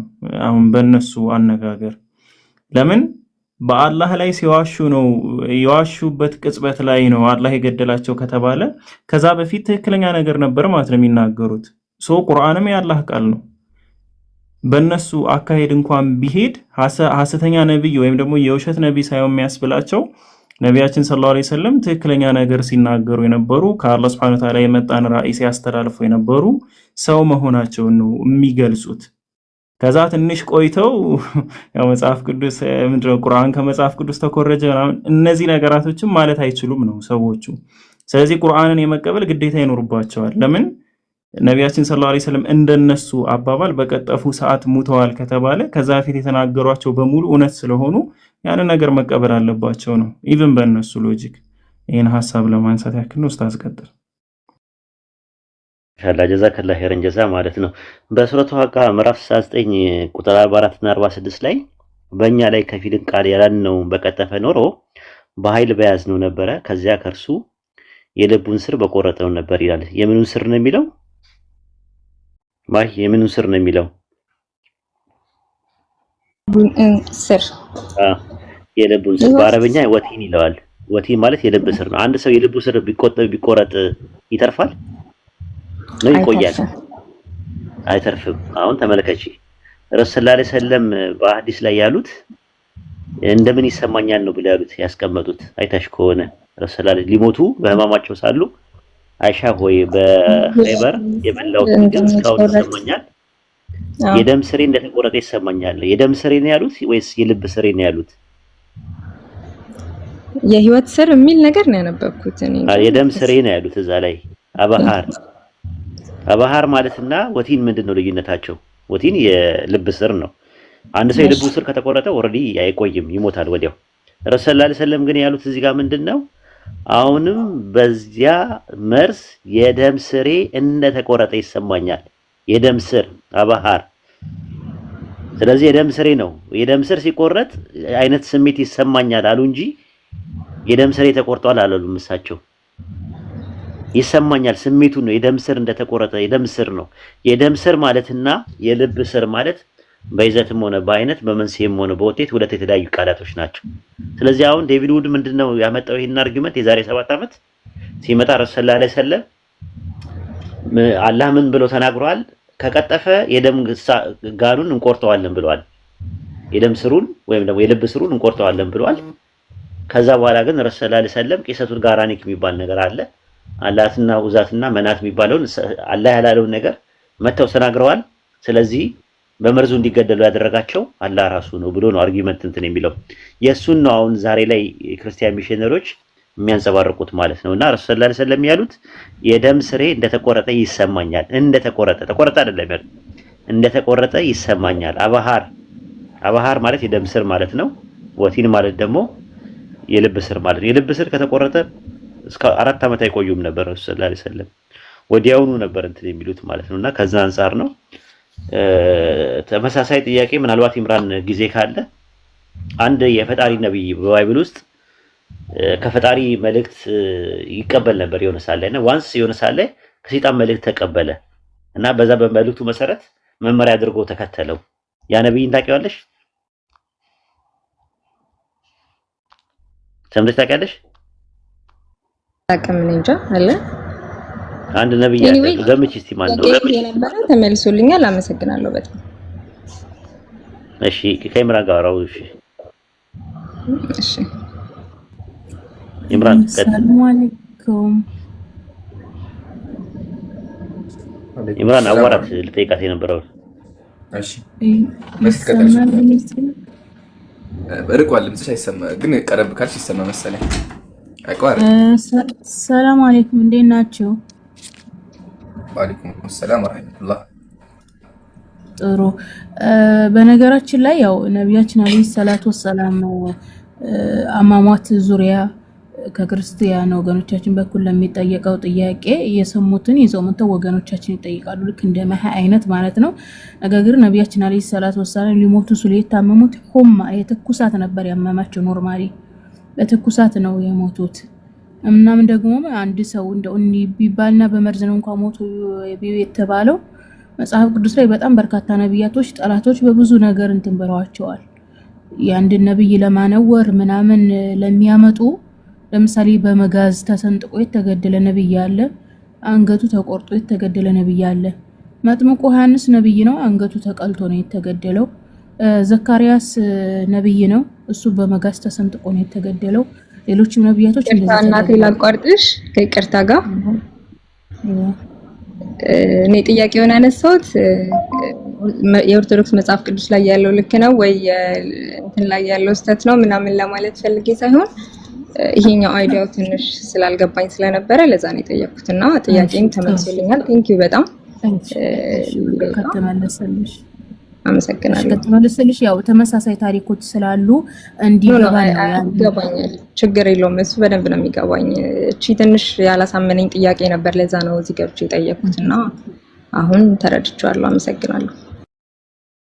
በቃ ኢምራን ሻዳት ይዛት ማሂን ተመልሶላታል። ጥያቄዋን ጨርሳለች።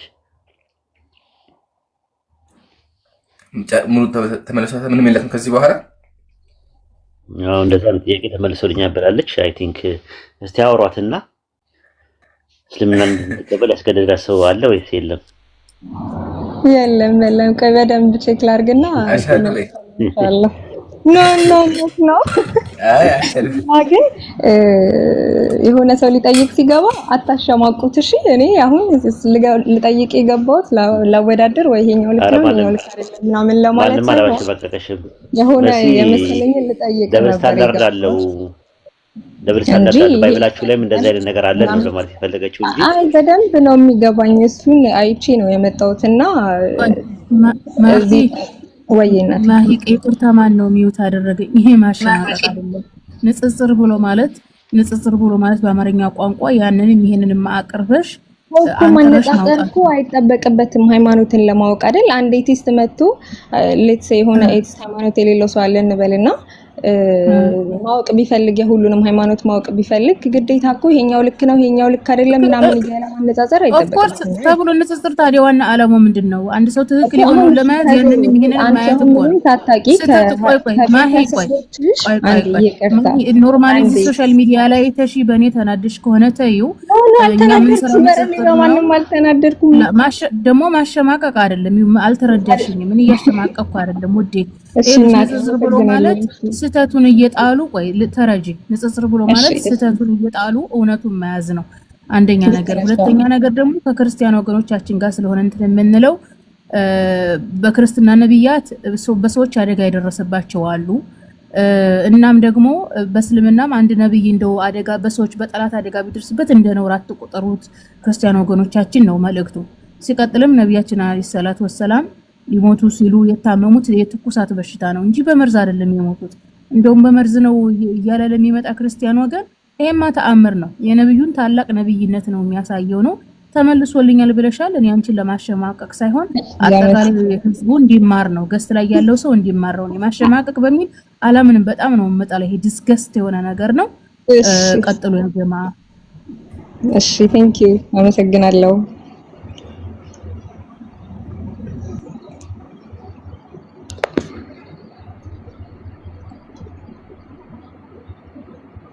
ሌላም ጥያቄ ካለሽ መጠየቅ ትችላለሽ። አብሽሪ ማሂ። እሺ አሁን ትንሽ ያላሳመነኝ ይሄ ነበረ። ይሄንን መልስ አግኝቻለሁ። ሌላ ቀን መለሳለሁ ኢንሻአላህ። ሰላም ደሩ። መርሃባ። ጀዛኩሙላሁ ኸይረን ኢምሩም ኡስታዝም መሲም። እሺ ክርስቲያኖች ካላችሁ ሪኩዌስት ላኩ። ማሂ ከጨረሽ ሸርተት በይ። እኔ እና ፎሎ አድርጊ። እሺ ኡስታዞችም ፎሎ አድርጊ። ኡስታዝ ወሂድ አድርጋለሁ ሁሉንም ቆይ መሰረት ነው። እሺ መርሃባ። እኔ ነኝ የቀረውሽ። በዋናው አካውንት ይመለስና ፎሎ ታደርጊኛለሽ። እሺ እሺ እሺ ክርስቲያኖች ካላችሁ ሪኩዌስት ላኩ። ኢንሻአላህ አለች እኮ ቢኪ ልጅቷ ጫፍ ላይ ናት ያለችው እኮ ታስታውቃለች ራሷ ማለት። አይ ማሻአላ አላህ እንግዲህ ሂዳያ ይስጥሽ። አላህ ነው ሂዳያውን ይወፍቅሽ። ኢንሻአላህ ጥሩ ነገር እንሰማለን ማለት ነው። ጫፍ ላይ ያለች ነገር ይመስላል እንዲህ ስታያት እና ከዛ አንፃር ነው ኢንሻአላህ። ኢምራን ያንን ነብይ ትሄድበታለህ። አንድ ነብይ የፈጣሪ ነብይ በጣም የሚወደድ ነብይ ነው እና በአንድ ወቅት ከሰይጣን መልእክት ተቀብሎ ከዛ በኋላ ለህዝቡ ያንን መልእክት አስተላልፎ መልእክቱን የተቀበሉ ሰዎች ተጨፈጨፉ። ፈጣሪ እሱን ሳይሆን የነካው መልእክቱን የተቀበሉት ሰዎች ናቸው የተገደሉት። ታውቃለህ? ይሄንን ነገር ትሄድበታለህ ይምራል። 7000 ሰዎች ናቸው የተገደሉት በመክሰፍት የጨፈጨፋቸው። ኢምራን የለም መሰለኝ። በቃ ኢንሻአላህ ሌላ ቀን እናወራዋለን። ኢምሩ አለ ኢምራን አመለጠን እንዴ? እሺ ክርስቲያኖች ካላችሁ ከታች አንድ ቁጥር ጻፉ። ክርስቲያኖች ካላችሁ አንድ ቁጥር ጻፉ።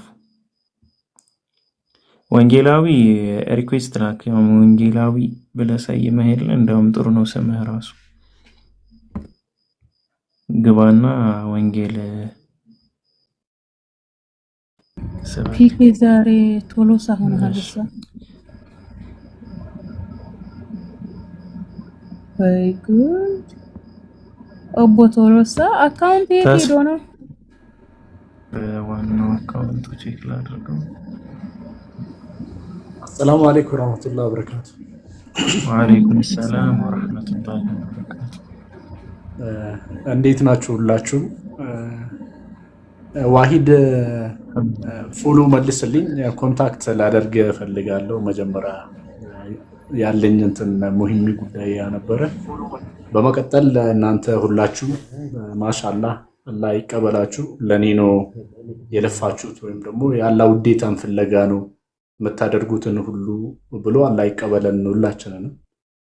በምናደርገው ነገር ሁሉ ውስጥ አላህ ኢኽላሱን ይጨምርልን። ያ ከሌለ ሁሉም ነገር ከንቱ ነው የሚሆነውና እኔስ አማርኛ ላይ ፓሲቭ ነኝ። የሆነ ላይቭ ሰው ሼር አድርጎብኝ ጆይን አድርጌ ነበረ ለማውራት ከሌሎች ጋርና how Muslims communicate with other እና ሌላውን አየውና አልহামዱሊላህ ኤኒዌይስ ይሄንን ያለው እስልምና ነው ከራሳችን ስትሬንግስ ሳይሆን ዲሲፕሊንን ኮምፕሊት የሆነ ላይፍ ስታይልን የሚያስተምረን እስልምና ነው። ኤኒዌይስ አመሰግናለሁ። ሁላችሁንም በርቱ። ለአላህ ብዬ ነው የምወዳችሁ። ቀጥሉ ካላችሁበት። ዋሂድ ኡስታዝ ዋሂድ እንትን ፎሎ ባክ አድርገኝ። መርሃባ ጀዛከላህ ሀቢቢ። ኡስታዝ ወሂድን በግል ማግኘት ከፈለክ ሜሴንጀር ላይ ጻፍለት። ሜሴንጀር ላይ ነው። እዚህ ኢንቦክስ ላይ አይ ቲንክ አብዛኞቻችን ቲክቶክ ኢንቦክስ የምንጠቀም አይመስለኝም። ኡስታዝ ወሂድን ግን ሜሴንጀር ላይ ጻፍለት። ፌስቡክ ሜሴንጀር ወይም ኖርማል ሜሴንጀር በዚሁ ስሙ እሺ፣ ወሂድ አቃቢ እስላም በሚለው። ኦኬ፣ እንደዚሁ ነው ያለው በዚሁ ስም? አዎ፣ በዚሁ ስም በዚሁ ፕሮፋይል። ኦኬ፣ ቬሪ ጉድ። እሺ፣ ቴንክ ዩ።